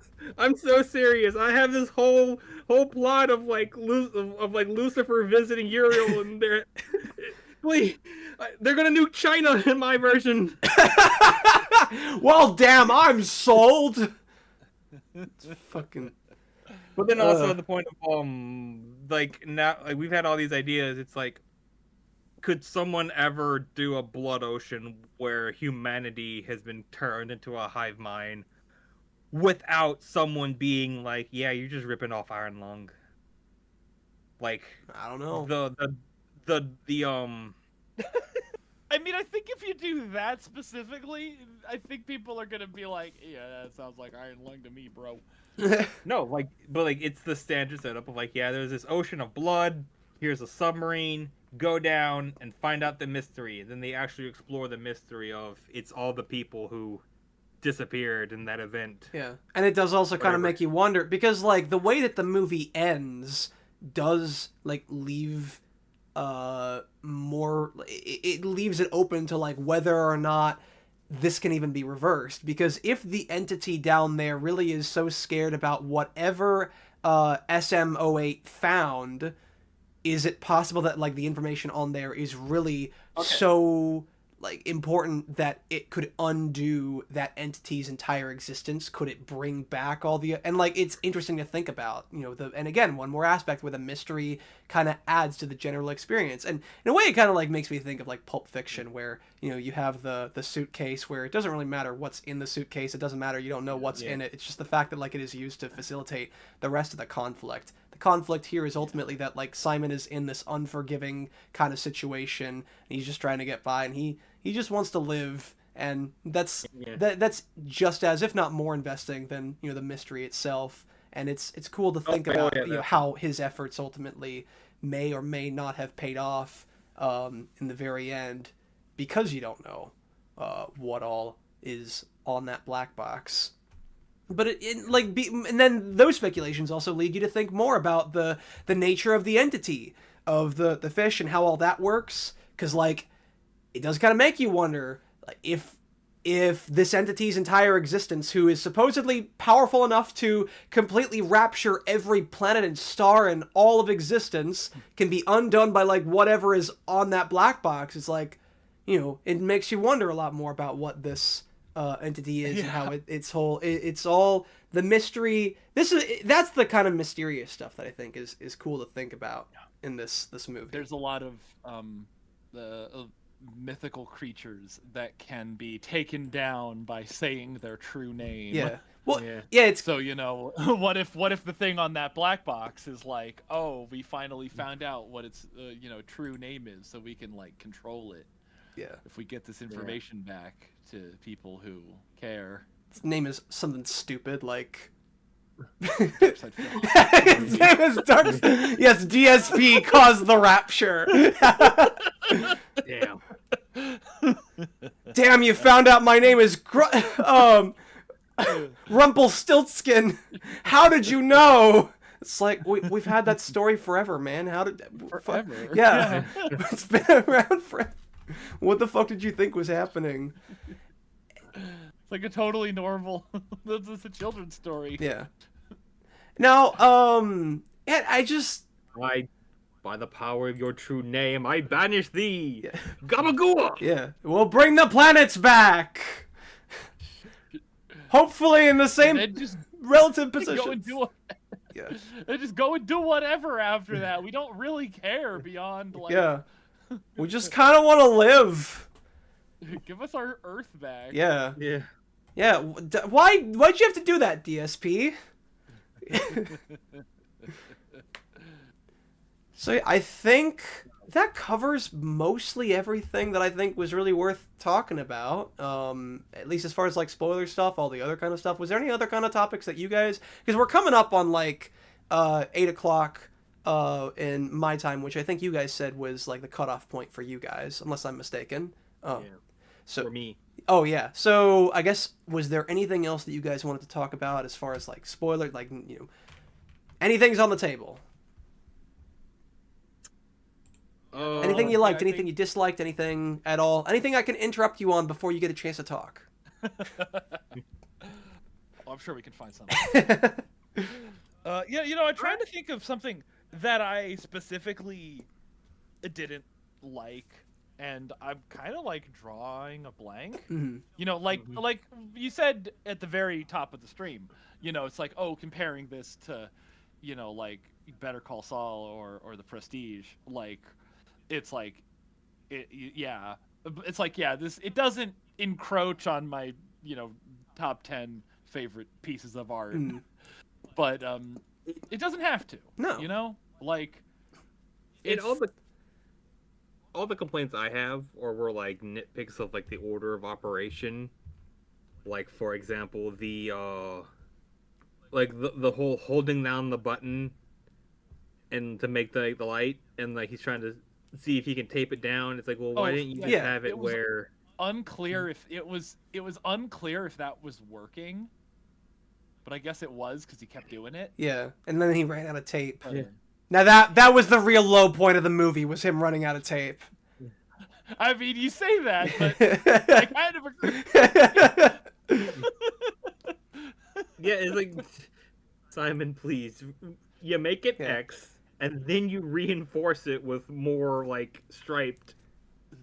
More Well, more of a and then the straight entity movie. was like, "It's okay, Simon. Here, I'll have the blood coagulations push it down for you." Just yeah. And maybe that was the point of setting up that when the blood coagulation did it, and it started flashing the picture over and over. But then couldn't you have just said it shorted out? But then I guess this is the reason why Markiplier had the $3 million to write the movie, and I'm just Yeah. we did. yeah. No, it is I find it Hollywood. I find it a satisfactory movie. I don't feel like Oh, it yeah. does anything particularly. I mean, besides the idea of like a bottle movie, just about a guy set in a single room, the fact that it broke the world record for most fake blood, and also just how much hell Mark went through to make this kind of stuff happen, being thrown around in that small room, and also getting fake blood in his eye, like narratively, I should say. There's nothing that it particularly does that I think is really stand out compared to a lot of other movies of either the same or different caliber. But like you're saying, it doesn't necessarily have to still be enjoyable. And I do find this an enjoyable watch that I would absolutely watch again. And I would even show it to people who aren't really into horror movies, because that's one more thing that I was surprised by. Not once did they ever show a single jump scare at any point in the movie. Which I was surprised by, because I, as someone who's watched Markiplier's content, I know that some of his videos where he does 3 scary games, he plays 3 indie horror games, he will end it with like a jump scare of some kind, and I was surprised that didn't happen here. I was proud of him. Yeah. I was like, because even in Iron Lung, there are moments that feel like jump scares. Yeah. Like it's not a jump scare game. I mean, nothing really competes with Five Nights at Freddy's, but like, there are moments in Iron Lung that feel like jump scares, and the fact that they didn't do that they let like the atmosphere do the heavy lifting. Mm-hmm.